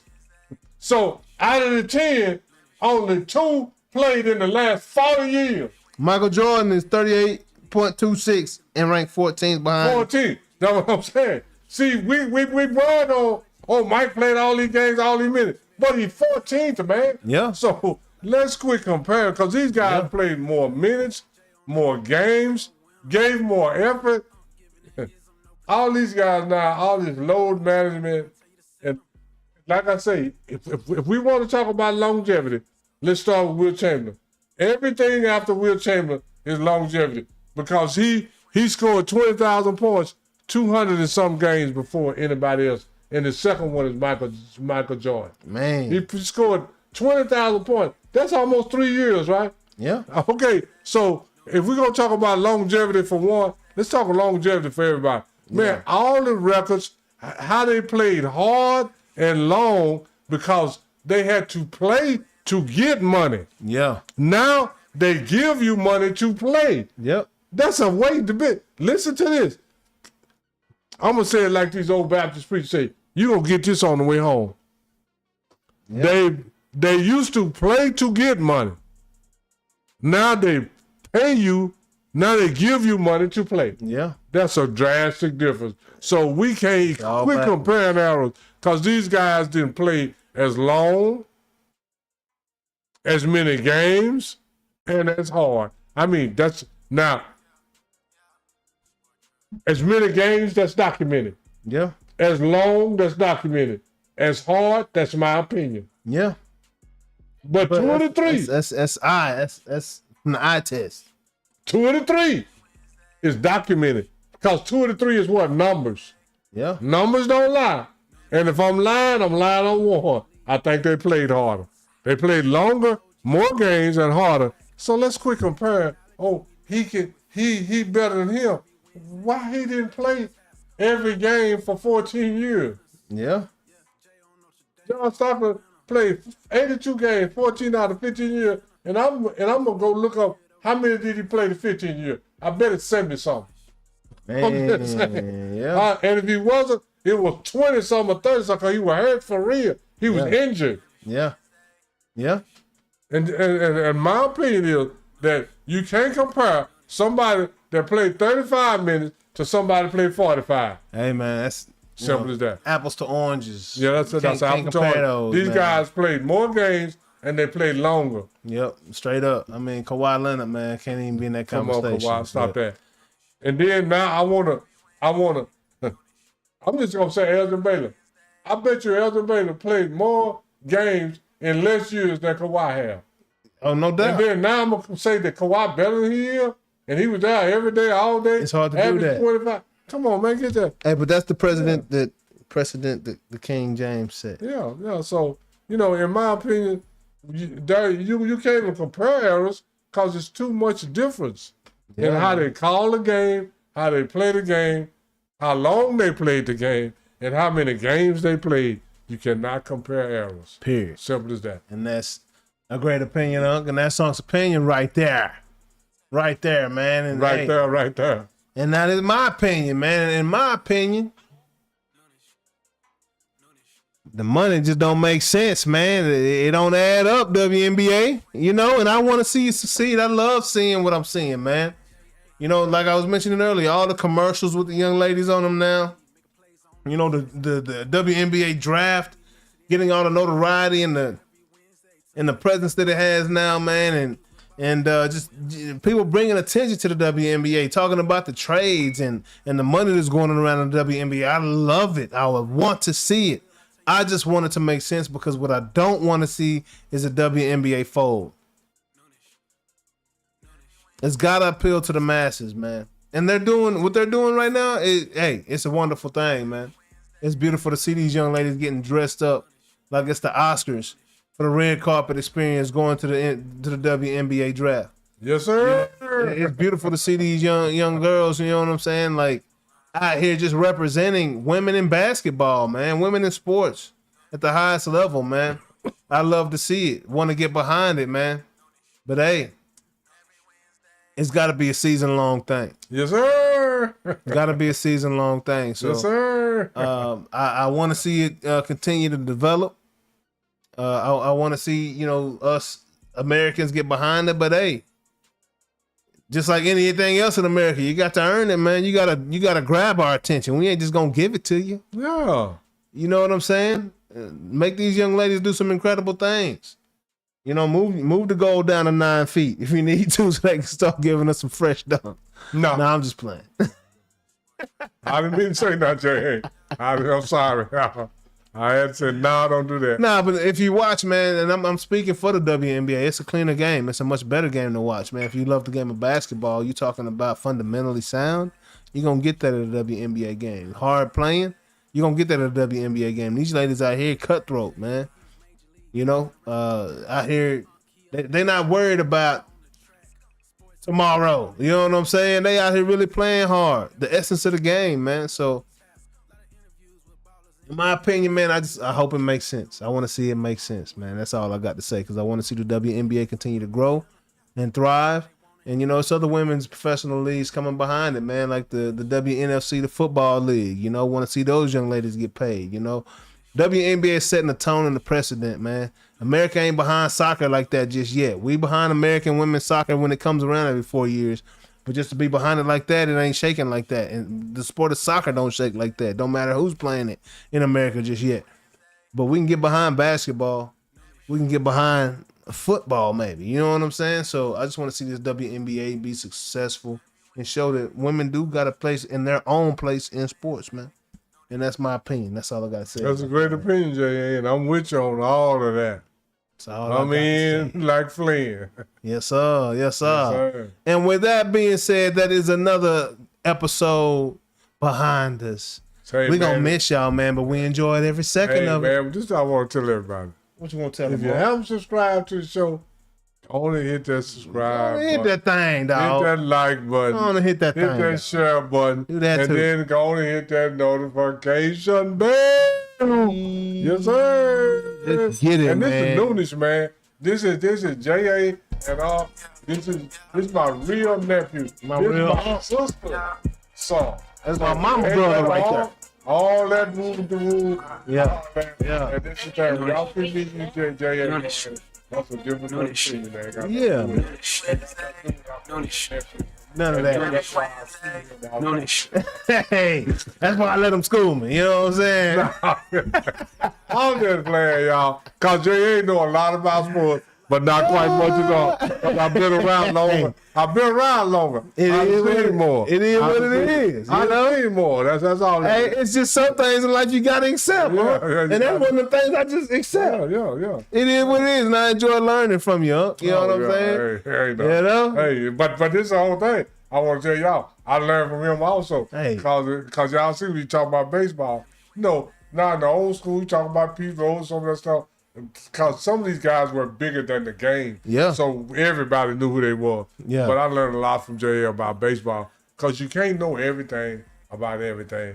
And when you think you're too small to learn, you're a dumbass. You get humbled real quick. You're a dumbass. Yes, sir. Yeah, Yes, sir. But hey, Thank you too. y'all come here, bring your pen and your pad and learn you something. Have a little fun with us, but Yeah. we'll see y'all next week, Yeah, man. and then Trip if to you got goals. something to Appreciate you, say, big dog. You know, this is the whole thing. Coming out the chat, and if it's something we're not talking about, you put in the chat, we'll talk about it with you. Yes, sir. Absolutely. This is an interactive experience every week, man. But Trip just said something.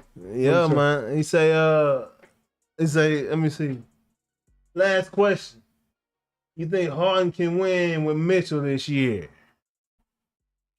The Chip, They can win a series. I think they're too small. Overall, same man, because Oklahoma City and San Antonio both is big, man. They You ain't know, got it. and then in a whole lot of times people be talking about women, man. San Antonio got DeAndre Fox too, man. That's why we put in Sacramento. yeah. He can put up 25 or 30 in a night. Yeah.